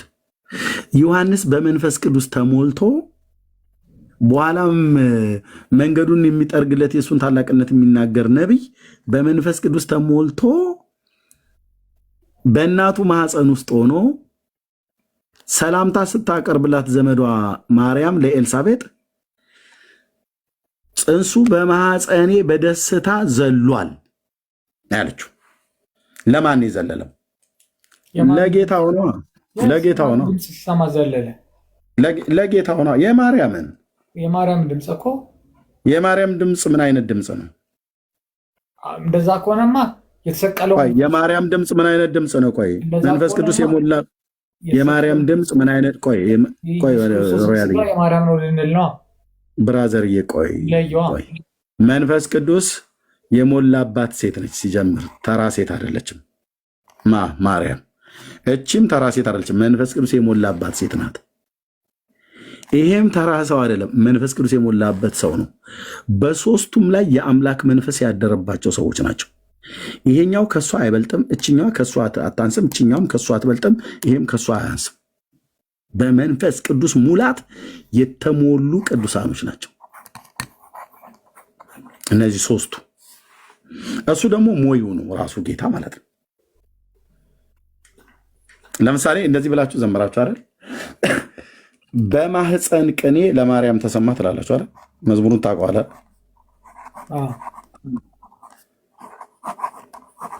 ለማ ተሰማ? ለማርያም። ቅኔውን ያሰማው ማን ነው? ክርስቶስ ነው። ቅኔውን ያሰማው የማህፀን ቅኔ የተሰማ ምናምን ክርስቶስ አይደል? ክርስቶስ በማህፀን ቅኔ ለማርያም ተሰማ ነው እኮ ያሉት። ለማርያም በተራራማ ሀገር በኤፍሬም ከተማ። ውሸቱ አንዱ እሱ ጋር ነው፣ ኤፍሬም ብሎ የሚለው ማለት ነው። ኤፍሬም ከተማ ውሸት ነው። እዚህ ጋር ምን እንደሚል ታውቃለህ ሮያልዬ? የይሁዳ ከተማ ነው ብሎ የሚለው እዚህ ጋር አየው። ማርያምም በዚያን ወራት ተነስታ ወደ ተራራማው ሀገር ወደ ይሁዳ በማህፀን ቅኔ። ኤፍሬም ነገዱ ነው ከ12 የያዕቆብ ልጆች የዮሴፍ ልጅ ነው። ይሁዳ ነገር ከሆነ ኤፍሬም ቢባል ምንድን ነው ትርጉሙ? ችግሩ እንዴ ምድር አለ ርስት በኢያሱ ዘመን ርስት ሲያደላድላቸው ለ12ቱ ነገድ አባቶች የሰጠበት የኤፍሬም ነገድ የሚባለው የሰፈረበት ቦታ አለ። እንዲሁም ደግሞ የይሁዳ ነገር ተብሎ የተባለበት ነገዶች ናቸው ማለት ነው። አይደል የያዕቆብ ልጆች ናቸው። ይሄኛው የያዕቆብ ልጅ አይደለም፣ ግን በእኔ ስም ይጠራ ብሎ በኩር ሆኗል። ከ12ቱ አባቶች አንዱ ኤፍሬም ተብሎ ተጠርቷል። ራሱን የቻለ ድንበር አለው፣ ካርታ አለው። ደከመኝ። አንተ ግን አይደክምን? በስመ አብ ጠዋትን አይደል የጀመርኩ? ግን ቆይ እዚህ ጋር እንጨርስ። በማህፀን ቅኔ ለማርያም ተሰማ በተራራማው ሀገር። በይሁዳ ከተማ ነበር መባል ያለበት፣ ግን ኦርቶዶክስ በኤፍሬም ከተማ ብለው ዋሾሽ። ኤፍሬም ከተማ ቆይ ይኸው ይሁዳና ኤፍሬም ኦርቶዶክስ ዝም ብላ አትናገርም። ኤፍሬም እና ይሁዳ ብሎ የሚለውን እንኳን ለይቶ ያላወቁ ሰዎች ናቸው ግጥም ጸሐፊዎቹ። እሱን ቶ ብራዘር ይኸው አደባባይ ላይ እያሳየው። ቆይ ወደሚቀጥለው ልሄድልን። ኧረ እኔ ደክሞኛል። ቆይ ይኸው ጨረስኩ። እኔ ምልተኛ ነው። ዮሐንስ ሲናገር በረሃ ያደገው ድንግል ስትናገር ምን እንዳዘለለው አደል ያላችሁት? ኦኬ ዮሐንስ የለም፣ እኔ እናገርለታለሁ ዛሬ። ምን እንዳዘለለው እኔ ልናገርለት። ነብዩ የለም። የአምላኬ መንፈስ በሱ ላይ ያለ በእኔም ላይ ስላለ እናገርለታለሁ። ዮሐንስ ይናገር ምን እንዳዘለለው ብላችኋል። የጌታው እናት በታ አይ ቆይ ዮሐንስ ይናገር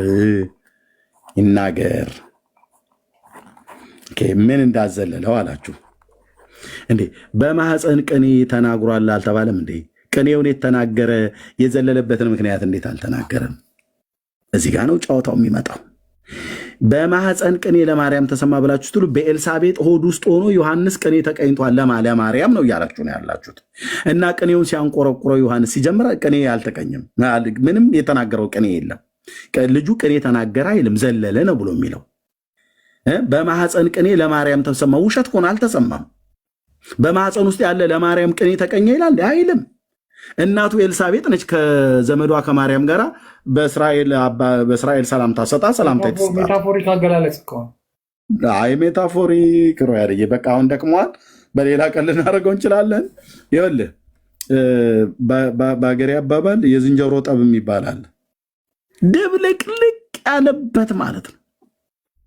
ዳርና ዳሩን አትለየውም። ምኑ ነው የዝንጀሮ?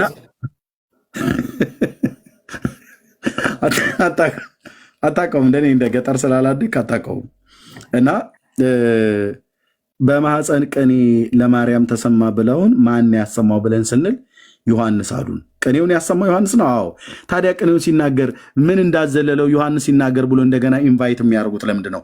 ራሱ ለምን አልተናገረም? ቅኔውን ሲናገር ቅኔውን ያንቆረቆርኩበት ምክንያት በዚህ ምክንያት ነው ብሎ ዮሐንስ ለምን አልተናገረም? ሲጀምር የ6 ወር ፅንስ ስለሆነ ወር ዮሐንስ 6 ወር ጌታን ይበልጠዋል። የ6 ወር ፅንስ ስለሆነ መናገር አይችልም። መናገር አይችልም። መናገር ስለማይችል ስለዚህ ሮያል የምናደርገዋለን። ቅኔ ተሰማ ብላችሁ ቅኔ ተሰማ ብላችሁ ያላችሁት ውሃ በላው ማለት ነው። ችግር የለውም። ውሃ የሚብላው ምንም የሚብላው ጥሩ ተነጋግረናል። ቴንክ ዩ ሮያል እወዳለሁ። ተባረክ። መልካም ብሎ ይሆንልህ። እሺ፣ አመሰግናለሁ። እሺ፣ አሜን። ኦኬ፣ ኦኬ፣ እሺ። ገብረ ኢየሱስ ሰላም ብያለሁ። ሁላችሁንም ሰላም ነው? እግዚአብሔር ይመስገን አለን። እግዚአብሔር ይመስገን። አሁን የተናገርከው ላይ 2 ስህተቶች ተናግረሃል እና እሱ ነው መናገር ከተቻለ 12ም ስህተት አድርገው በል ንገረኝ፣ እጽፍልሃለሁ። ስህተቴን በመጀመሪያ እዚህ ጋር ንገረኝ። አይደለም 12 ስህተት ለምን አታወጣ? ንገረኝ። ቴንክ ዩ። ኦኬ። የመጀመሪያው ስህተት ኤፍሬም ከያዕቆብ ነገድ ተጠራ እንጂ የያዕቆብ ልጅ አይደለም ያልክበት። ምንድን ነው ያልከው? ኤፍሬም ከ12ቱ ነገድ ተጠራ እንጂ የያዕቆብ ነገድ ወይም ደግሞ ከያዕቆብ የተገኘ አይደለም ያልክበትን። የማን ልጅ ነው ኤፍሬም? ታውቀዋለህ እንዴ? ከ12ቱ ነገድ አንዱ የሆነ እንግዲህ 12ቱ ነገድ ያዕቆብ ኤፍሬም የዮሴፍ ልጅ ነው። በቃ ልብ ብለህ እና ስማ። እኔ አሁን ብዙ በጥያቄው አላጣድፍህም። ኤፍሬም የዮሴፍ ልጅ ነው። ኤፍሬም እና ምናሴ የሚባሉቱ ምናሴ ከግብፃዊቱ ሚስቱ ከአስናን የወለዳቸው በግብፅ ሀገር ሳለ የወለዳቸው 2 ልጆች ናቸው። ኦኬ፣ እሱን ነበረ። እሱ በማን ነገድ ነው የሚጠራው? በዮሴፍ የዮሴፍ ልጆች ናቸው እኮ ነው የምልህ። እነዚህ የዮሴፍ ልጆች በሆኑበት ጊዜ አያትየው ወደ ግብፅ ሲወርድ ያዕቆብ ማለት ነው አግኝቶ ሲባርካቸው የቀኝ እጁን በዚህኛው ብላቴና ላይ አድርጎ በታናሹ ላይ ይሄኛው ታላቅ ነው፣ በዚህኛው ላይ አድርጎ ባረከው እና ታላቅ ሕዝብ ነው አውቃለሁ ብሎ አለ። አባቴ ቀኝ እጅህን በትልቁ ላይ አድርግ፣ ግራ እጅህን ከትልቁ ላይ አንስተ ትንሹ ላይ አድርግ ብሎ ሲለው የለም በፍጹም አላደርግም ብሎ አለ። ታውቀዋለህ? ይህን ክፍል ታናክ ላይ ቶራ ላይ ወንድማችን ሚዩት አድርገው ከላይ ኢትዮጵያ ታውቀዋለህ? ገብረ ኢየሱስ ይህን ክፍል መጽሐፍ ቅዱስን ካነበብከው ነው የምነግርህ ነገር የሚገባ ታሪኩን በደንብ ካወቅከው ማለት ነው። ገብረ ኢየሱስ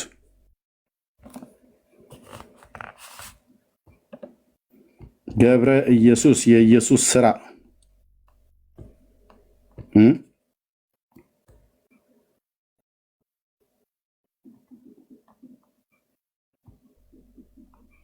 ዝም አለኝ እኮ ወገኖች፣ እንዴት ነው አይሰማም? ዝም አይል ዘፍጥረት ላይ ገብተህ ታስጨንቀዋለህ። እንዴት ዝም አይል? እንግዲህ ታዲያ ምን ልበል? ተሳስተሃል ብሎ አለኝ ወጣ። ይኸውላችሁ የኤርሚያስ ስህተት ብዬ ነበር የጻፍኩት። ሁለቱ አይደለም ለምን 12 አታረገውም? የምናገረውን ማቅ ሰው ነኝ ራስህ። ኦኬ ዘፍጥረት 49 ቁጥር 19 ጀምሮ የያዕቆብ ሚስት የራሔል ልጆች ዮሴፍና ብንያም ናቸው። ጆሴፍን ቤንጃሚን የራሔል ልጆች። ከዛስ ለዮሴፍ በግብፅ ምድር ምናሴና ኤፍሬም ተወለዱለት። የሄሉቱ ከተማ ካህን የጶጢፋራ ልጅ አስናት የወለደቻቸው ናቸው።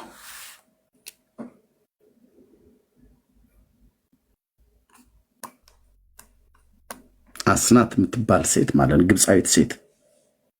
የት ነው የሚናገረው? ሙሴ ነው። የሆነ ፓስተር አይደለም የጻፈው፣ ይህንም ጳጳስ አይደለም የጻፈው።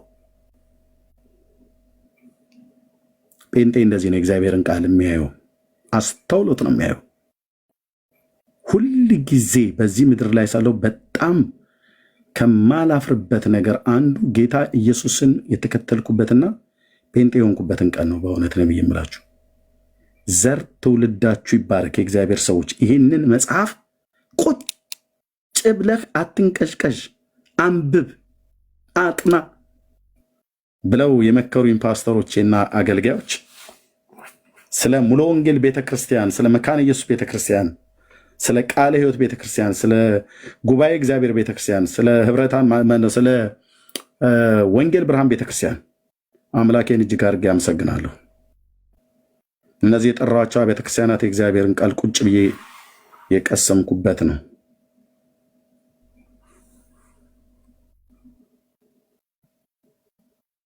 ጉረኛ እንዳትለኝ መተህ ብሉይ ኪዳንን እዚህ እኔ ጋ አዲስ ኪዳን መተህ እንዳትንተፋተፍ።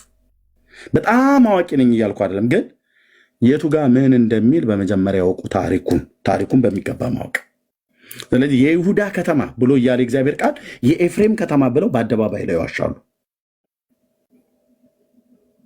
አይልም።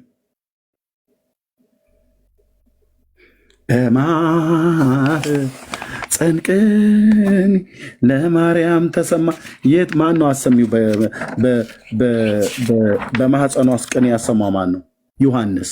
ለማን ነው ቅኔውን ያሰማው? ለማርያም። ዮሐንስ ቅኔ ተናገረ? አዎ። የ6 ወር ሕፃን ይናገራል እንዴ? አይናገርም።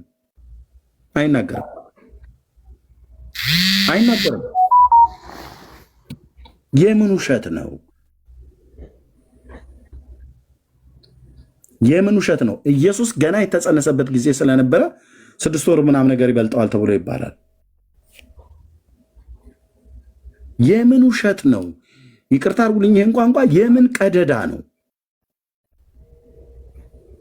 ኤፍሬምና ይሁዳን እንኳን ለይቶ ያላወቀ ግጥም ጸሐፊ ጽፎ ሰጠው። በቃ ከበሮ መቶ ምታ ለእመቤታችን ማለት ነው። በማጠንቅኔ ለማርያም ተሰማ። ማን ያሰማው? ዝም በል ሂድ መናፍቅ። በተራራማ ሀገር በኤፍሬም ከተማ። አረ ይሁዳ ነው ብሎ የሚለው አቦቶ እባክህ። ለእመቤታችን ከሆነ እኛ ለመሐመድም ብለን ማለት እንችላለን። በመሐመድ ከተማም ብለው ሊባል ይችላል። በጅዳ ከተማም ሊሉ ይችላሉ። ምንም ችግር የለባቸውም። ዋናው ለማርያም እንዲሆን። ለማርያም ከሆነ ኤፍሬም በል፣ ይሁዳ በል፣ ብሩክ በል፣ ጅዳ በል፣ መካ መዲና በል፣ መሐመድ በል፣ አህመድ በል፣ ችግር የለውም። በተራራማ ሀገር በኤፍሬም ከተማ። ይሁዳ እኮ ነው ብሎ የሚለው ሉቃስ እኮ ይሁዳ ነው ብሎ የጻፈው። መናፍቃን መቼ ማርያምን ጠልታችኋት? እቺ ቤተክርስቲያን ብራና ዳምጣ ቀለም በጥበጣ ሀገር የሰራች ቤተክርስቲያን ልታፈርሷት ይለኛል። ብራዘር ከነተረት ከፈረስ ትፈርሳለህ። በተረት ላይ የተመሰረተ ቤተክርስቲያን ሙሉ ወንጌል በተረት ላይ ከተመሰረተ ትፈርሳለች። ጴንጤ በተረት ላይ ከተመሰረተ ብትንቱን ይወጣል። ስለ መድኃኔዓለም ምስክሬ ነው። ኦርቶዶክስስ ብትንቱኗ ይወጣላ። ተረቷ ሲነካባት የምትፈርስ ከሆነ በቃ ፈርሰህ መድኃኔዓለም እንደገና ይሰራል። ግልጽ አይደለም እንዴ? አዎ ውሸታችሁን እየዋሻችሁ ሉቃስ እንደዛ ነው ያለው። ሉቃስ እንደዛ ነው ያለው። በማኅፀን ቅኔ ለማርያም ተሰማ። አረ ውሸት እኮ ነው እናንተ ሰዎች። ማርያምን በዚያን ወራት ተነስታ ወደ ተራራማው አገር ወደ ይሁዳ ከተማ ፈጥና ወጣች። ማርያም እዛ ስለነበረች ማለት ነው። ማነው ኤልሳቤጥ እዛ ስለነበረች ወደ ዘካርያስን ቤት ገብታ ኤልሳቤጥን ተሳለመቻት። ኤልሳቤጥና ዘካርያስ የት ነበሩ የሚኖሩት? በይሁዳ ምድር በተራራማው። ኦርቶዶክስስ የለም ኤፍሬም። ሉቃስ በይሁዳ ከተማ፣ ኦርቶዶክስ በኤፍሬም ከተማ። እንግዲህ ሁለት እውነተኞች የሉም። ወይ ኦርቶዶክስ እውነተኛ ነች፣ ሉቃስ ውሸታም ነው። ወይ ሉቃስ እውነተኛ ነው፣ ኦርቶዶክስ ውሸተኛ ነች። ስለዚህ እኛ እንዴት ብለን እንመሰክራለን? ሉቃስ እውነት፣ በማኅፀን ቅኔ ብሎ የሚለው ውሸት። አንድ አላሰማም። ለማርያም ተሰማ ትላላችሁ። በማኅፀኗ ውስጥ እኮ ቅኔ ተቀኘ እያለ ነው አይደል? ቅኔ ተቀኘላት አይደል? ውሳጤ ህልን አይነ ደወልብ የጤሰ እያለ ማለት ነው። ተረታም ትውልድ እኮ አልኩ። ቅኔም አላሰማም ዮሐንስ። የዘለለው ለንጉሱ ለአምላኩ እንጂ ለማርያም አይደለም። ምን ይሁንልኝ ብሎ ነው ለፍጡር የሚዘለው? መንፈስ ቅዱስ የተሞላ ሕፃን ለሰው አይዘልም። ምን አልክ ኤርምያስ? በደንብ አስምሬ ነው የምነግርህ ስልህ መንፈስ ቅዱስን የተሞላ ሰው ለሞላው ለአምላኩ ለእግዚአብሔር ይዘላል እንጂ ለአምላኩ ለእግዚአብሔር ይዘምራል እንጂ መንፈስ ቅዱስ ተሞልተህ ለፍጡር አትዘምርም። መንፈስ ቅዱስ ተሞልተህ ለፍጡር አትዘልም። መንፈስ ቅዱስ ተሞልተህ ለፍጡር አታሸበሽብም ስልህ በለው ኤርምያስን የደብተራ ትምህርት ያለምንም ገላጋይ። አዎ መንፈስ ቅዱስን ተመልተህ ለፍጡር የምታቸፈችፍ ከሆነ ወድቀሃል። መንፈስ ቅዱስን የተሞሉ ለእግዚአብሔር ሲዘምሩ ነው የምናውቀው። ሰብሕዎ ለእግዚአብሔር እያሉ ማለት ነው። ኩልክሙ ኀዘን። እንዲህ አይነት ትግል ነው የገጠመን ወንድሞቼ እናቶቼ። መንፈስ ቅዱስን የተሞላ ብላቴና በ6 ወር ለማርያም ቅኔ ያሰማ ይላሉ። ማን ነው ሪከርድ ያደረገው? ቅኔው ምን ነበር የተጻፈው? ግጥሙ ምን ነበር ብሎ የሚለው?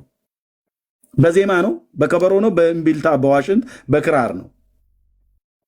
እንዲህ አይነት ቅጥፈት መንፈስ ቅዱስን የተሞላ የ6 ወር ብላቴና የዘለለው መንፈስ ቅዱስን ለሞላው ለአምላኩ በድንግሊቱ ማኅፀን ውስጥ ላለው ለአምላኩ እንጂ የዘለለው ለፍጡር መንፈስ ቅዱስን ተሞልተ ለፍጡር ከዘመርክ ወድቃል። በቃ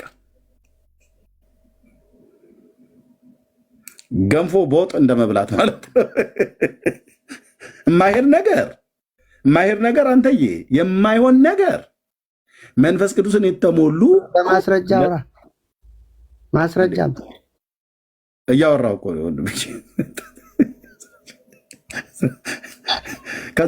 ከዚህ በላይ ማስረጃ ምን ላምጣ ወንድም አለ። የማንን ድምፅ ሰምቶ ነው በማኅፀኗ የዘለለው? አባቴ የዘለለው ለማን ነው እንጂ የሰማው የማንን ድምፅ ሰምቶ? እሱ ድምፅ አልሰማም። ውሸትህን ላሳየህ። እሱ አልሰማም። የማንን ድምፅ ነው የሰማችው?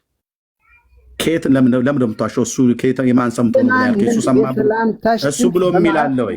በጆሮዬ በመጣ ጊዜ አትጩ። በማኅፀን ዘለዋል።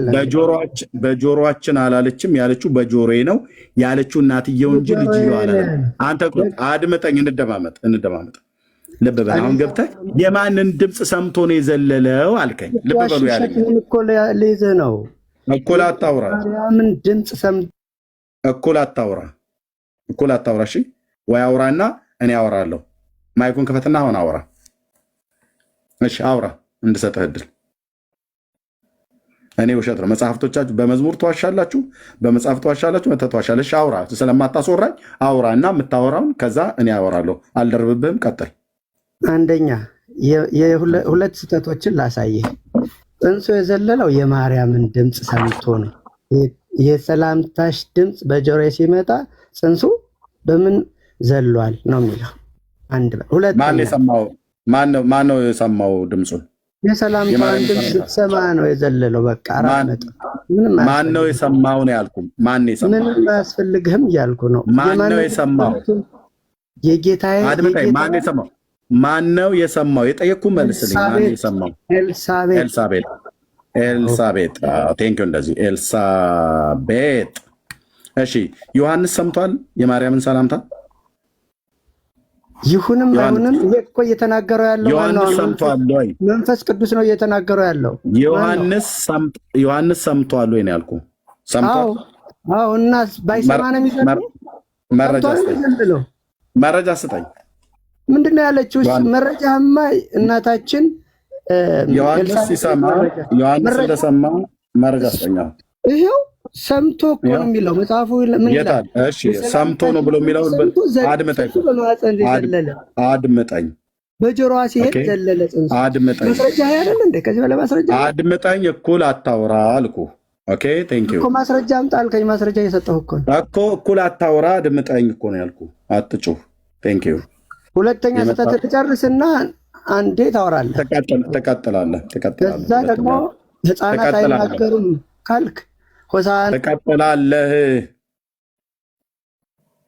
እንዲህ ኦርቶዶክስነት ማለት በቃ አለመስማት ማለት ነው፣ አለመደማመጥ ማለት ነው አይደል? ጠጅ ቤት ያላችሁ አይነት ወሬ ነው የምታስመስሉት። ኦኬ ልብ በልና ስማኝ። ኤልሳቤጥ እና ዮሐንስ የማርያምን ሰላምታ በሰሙ ጊዜ ነው ብሎ የሚለው በሰማች ጊዜ ነው ብሎ የሚለው ማይክን ክፈትና እሱን የሰማው ብልሃል እና በሰማች ጊዜ ነው ብሎ የሚለው ኤልሳቤጥም የማርያምን ሰላምታ በሰማች ጊዜ። አንተ ኬት አምጥተህ ነው ጽንሱ በሰማ ጊዜ ብለህ ያልከው?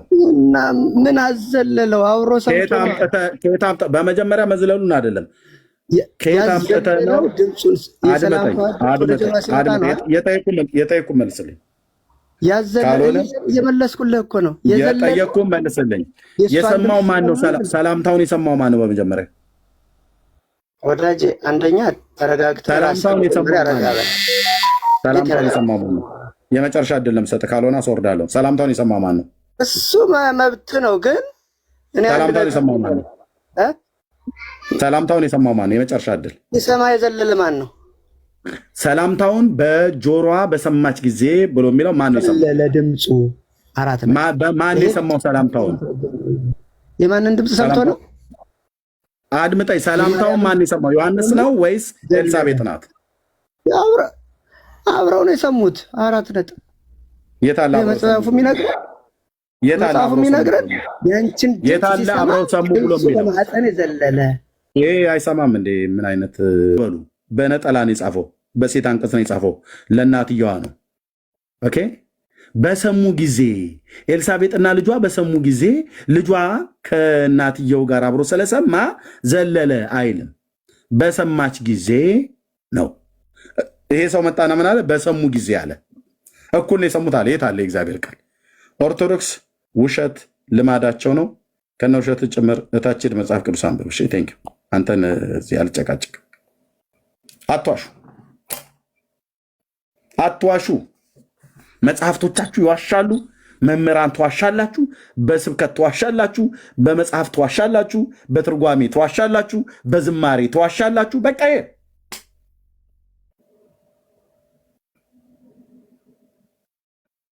በሰሙ ጊዜ አላለንም? የታለ በሰሙ ጊዜ ብሎ የሚል? በሰማች ጊዜ ነው የሚለው። በሰሙ ጊዜ ይሉላል። በሰማች ጊዜም በሰሙ ጊዜ የይሁዳ ከተማን የኤፍሬም ከተማ እንዴ! ስንቱ ላይ ነው የምትዋሹት?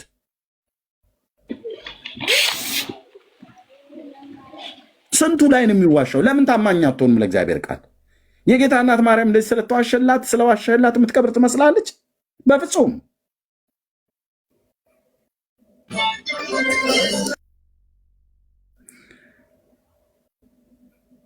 የማርያምን ሰላምታ በጆሮዋ ሰው የሚሰማው በጆሮ ነውና በጆሮዋ የሰማችው አክስቷ ዘመዷ ኤልሳቤጥ እንጂ ጽንሱ አብሮ ሰማ አይልም። ኦኬ የዘለለው በማርያም ማህፀን ውስጥ ያለው ኢየሱስ ለምን አልታያላችሁ? በዮሐንስ ውስጥ በኤልሳቤጥ ውስጥ ያለ ዮሐንስ ቅኔ ተቀኘ እያላችሁ ያልተቀኘ ቅኔ ከምትዋሹ በማህፀን ቅኔ ለማርያም ተሰማ። ውሸት። የምን ቅኔ ነው ያሰማው? አንድም ያሰማው ነገር የለም። ተሰማ እኮ ነው ያሉት። ልብ በሉና ስሙ። ልጁ እኮ ገና መናገር እኮ አይችልም። የ6 ወር ሕፃን ነው። ዮሐንስ ከጌታ 6 ወር ስለሚበልጠው የ6 ወር ሕፃን ነው ዮሐንስ ማለት የ6 ወር ጽንስ ማለት ነው። ኦኬ ዮሐንስ የ6 ወር ጽንስ ነው። የ6 ወር ጽንስ ቅኔ ተቀኘ እያልክ ቅኔው ተሰማ እያልክ ዝም ብለህ ይቅርታ አድርጉልኝ ለዚህ ቋንቋ ድጋሚ ዝም ብለው ቀደዳተው ለቅዱስ ቃሉ ታማኙ ነው። የጌታዬ እናት ሰላም ስትላት ኤልሳቤጥን ኤልሳቤጥ ነች የሰማችው። በሰማች ጊዜ እንጂ በሰማ ጊዜ ተብሎ ለሕፃኑ አልተነገረም። በሰሙም ጊዜ ተብሎ ለእናቱም ለሕፃኑም እኩል አልተነገረም። ፒሪየድ። መንፈስ ቅዱስን የተሞላ ብላቴና ስለሆነ ገና በማኅፀን ሳለ መንፈስ ቅዱስ ይሞላበታል ብሎ መልአኩ ስለተናገረ መንፈስ ቅዱስን የተሞላ ሰው ለፍጡር አይዘልም።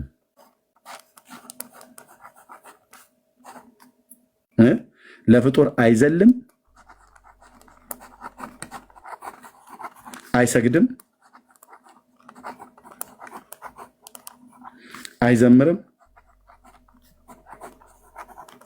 ምንም ነገር አያደርግም። ማርያም ምንድን ናት? ፍጡር። በማርያም ማኅፀን ውስጥ ያለው ማን ነው? ፈጣሪ። ኤልሳቤጥም የጸነሰችውም የ6 ወር ጽንስ ዮሐንስ ራሷ ማርያምም ሶስቱ መንፈስ ቅዱስ የተሞሉ ስለሆኑ የሚዘሉትም የሚዘምሩትም ለማን ነው? ለፈጣሪ። ፈጣሪ የት ነው ያለው? በድንግሊቱ ማኅፀን ውስጥ። አለቀ። ተጠጣታል አልኩ። ይሄን የጽድቅ እውነት ራሷ ማርያም ዘላይ ናት ለጌታ ማለት ነው። ልታሸብሽብ ኢየሱስ ብሎ ለሚል ቅዱስ ስም በግንባሯ ተደፍታ የምትሰግድለት የምታመልከው ስም ነው። ማን የሚባል ስም? ኢየሱስ ክርስቶስ። ማነች ይህንን የምታደርገው? ማርያም ወድቃ ከእግሮቹ ፊት የምትደፋለት ለጌትነቱ ክብር የምትሰጥ ስሙም ቅዱስ ነው ምሕረቱም ለትውልድ ትውልድ ይኖራል ብላ ያለችው ማለት ነው። ብርቱ የሆነው እሱ በእኔ ታላቅ ስራን አድርጓል፣ ምሕረቱም ለትውልድ ትውልድ ይኖራል ብላለች። በክንዱ ኃይልን አድርጓል፣ ትዕቢተኞችንም በልባቸው ሐሳብ በትኗል፣ ገዢዎችንም ከዙፋናቸው አዋርዷል ብላ ያለችለት ማለት ነው። ማግኒፋ እያደረገች ከፍ ከፍ እያደረገች የተናከካለች፣ ታመልከዋለች፣ ወርሽፕ ታደርገዋለች ማለት ነው። ያለቀ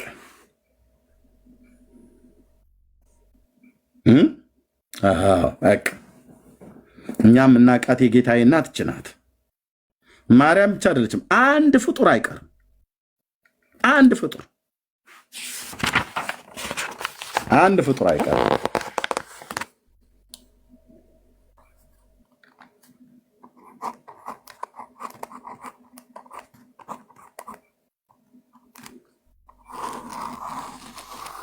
ኢየሱስ ክርስቶስ ከአብና ከመንፈስ ቅዱስ ጋር ማለት ነው። እዚህ መላእክት በል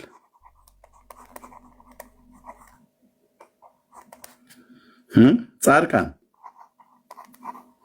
ሶሪ ጳርኩት ጻድቃን፣ ሰማዕታት፣ ነቢያት፣ ሐዋርያት፣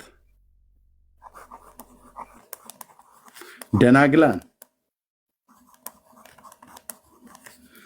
24 ሽማግሌዎች፣ ኪሩቤል፣ ሱራፌል ዓለም ሳይፈጠር ዓለም ከተፈጠረ ጀምሮ የተፈጠረ አዳም እና ዘሩ በሙሉ በእነሱ ስትጠራ አዳም ራሱ የመጀመሪያው ሰው ያ ጉደኛ አባታችን፣ ሔዋን፣ አቤል፣ ቃየል፣ ሴት፣ ሄኖስ፣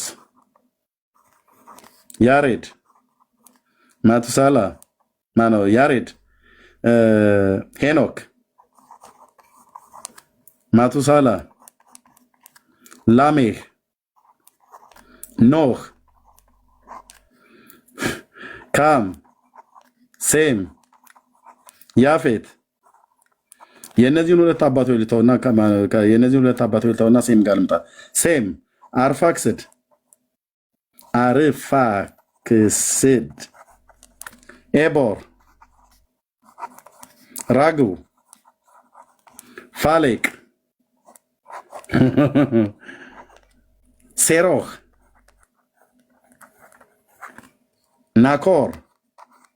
ናኮር ታራን አብርሃም ይስሐቅ ያዕቆብ 12ቱ አባቶች ይሁድ ሮቤል ስምዖን ሌዊ ይሁዳ ዛብሎን ዳን ንፍታሌም አሼር ጋድ ኤፍራይም ምናሴ ብንያም ዮሴፍ ጥራ ትውልድን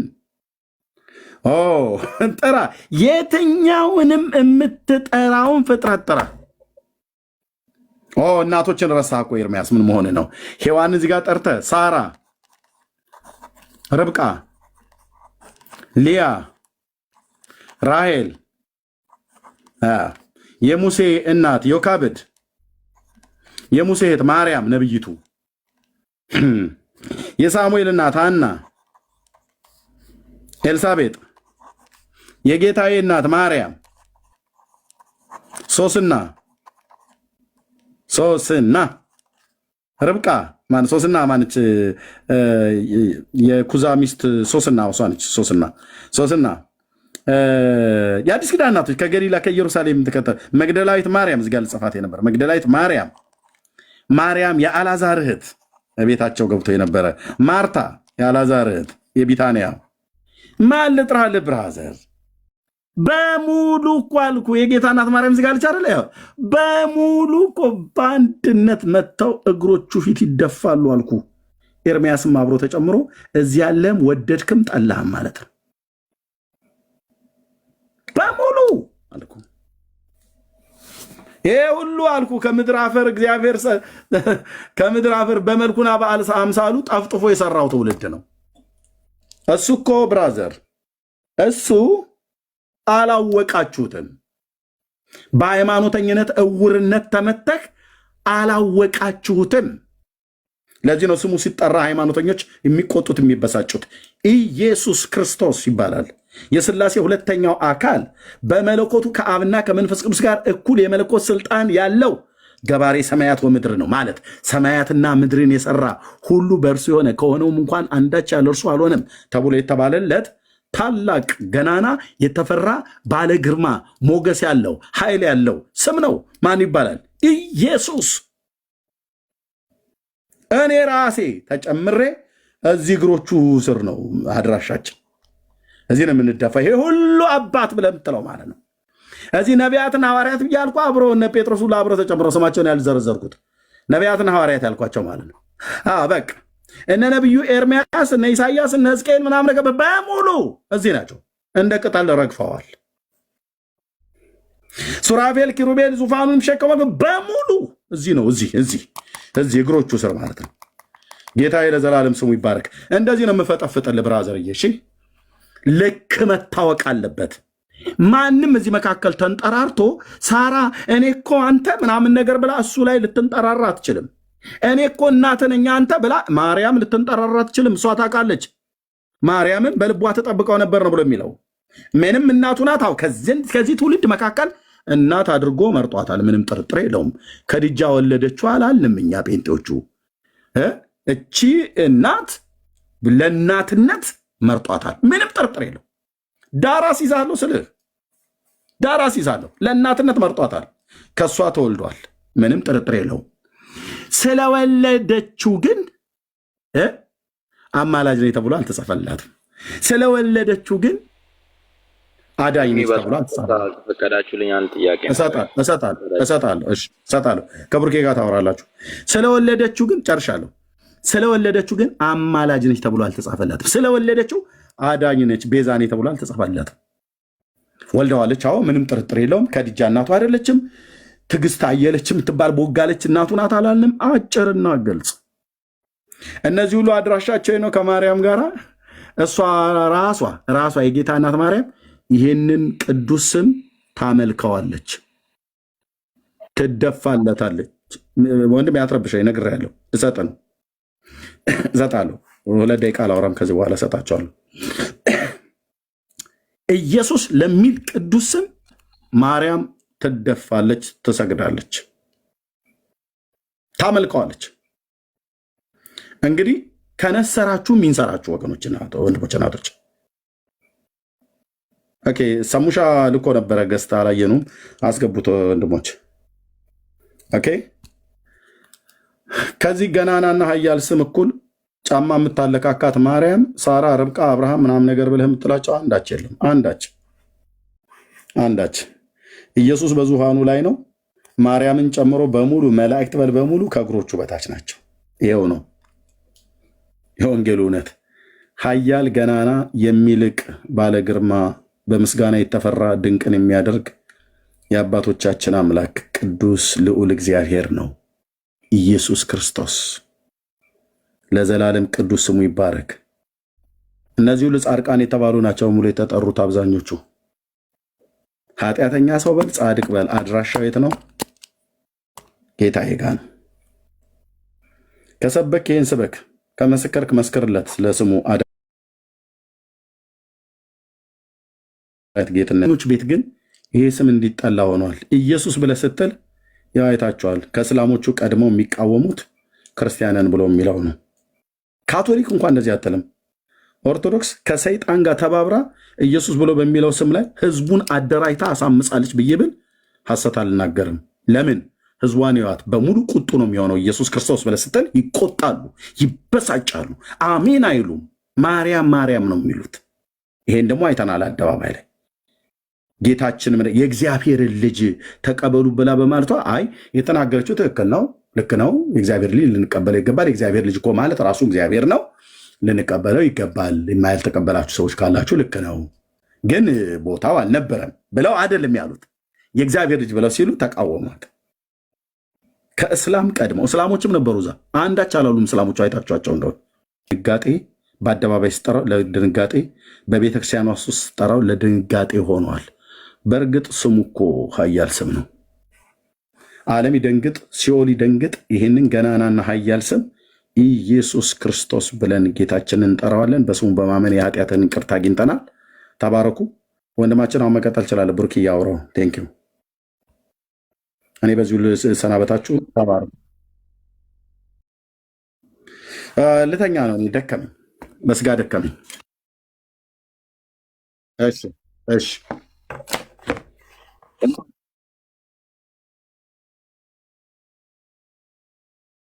ከየት ቤተ እምነት ነው ግን? መጀመሪያ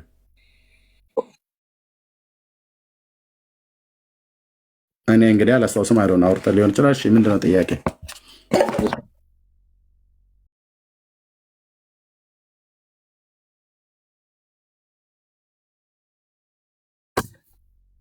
አለው ነገ ጠዋት ለጌታ ይፈቅድ በእናንተ ምሽት ካልተኛ፣ ካልሆነ በእናንተ ጠዋት እደውልልሃለሁ። ሶሪ እንግዲህ ልትመጣ ስትል በመውጣቴ በጣም ይቅርታ። እኔ ጋር አፍተር ሚድናይት ሆነ ከሌሊቱ 7 ሰዓት እንደማለት ነው። ልተኛ። ሀሳብ ካለ መቀጠል ትችላለህ። እኔ ጋር መብራት ተቋርጧልና ኢንተርኔት ስለሌለ እንትን ይላል። እኔ ጋር ድምፅ አለ በጣም እና ለዛ ነው። እሺ ሰሙዬ፣ እሺ ሌላ ኦርቶዶክሳዊ ካለ እንቀበላለን። በተለይ ለምን ኦርቶዶክስ እንዳልሆንን መረዳት የሚፈልግ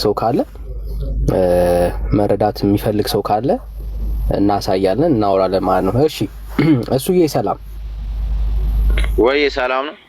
እንዴት ነህ? እግዚአብሔር ይመስገን። እግዚአብሔር ይመስገን። ከየት ቤተ እምነት እንዳደለ ቅድም ስላወራ ከኦርቶዶክስ ነው አይደል? አዎ ልክ ነው። እሺ ለምን ኦርቶዶክስ እንዳልሆንን ጠይቁን ይላል ርዕሱ። አዎ እሱን አንሰን እያወራን ያለ ነው። እኔ የገባሁት ነበር እንትን ነግሬ ነበር እንትን ኮመንት ላይም እንደጻፍኩት ጥያቄ አለኝ ብዬ ነበር እንጂ ለምን እናንተም መጠየቅ ሳይሆን እኔ ለምን ፕሮቴስታንት እንደማልሆን ግን መመለስ ይችላል። ዛሬ እኛ እየጠየቅን ያለ ነው ለምን ኦርቶዶክስ እንዳልሆንን እየጠየቅን ያለ ነው። በዛ ላይ ጥያቄ ካለ ግን ልቀበል። ፕሮቴስታንት ለምን እንደማልሆን እኔ እንደ መልስም እንደ ጥያቄም አድርጌ አልጠየቅንም። እሱ ርዕሱ አይደለም። የቤቱ ርዕስ ለምን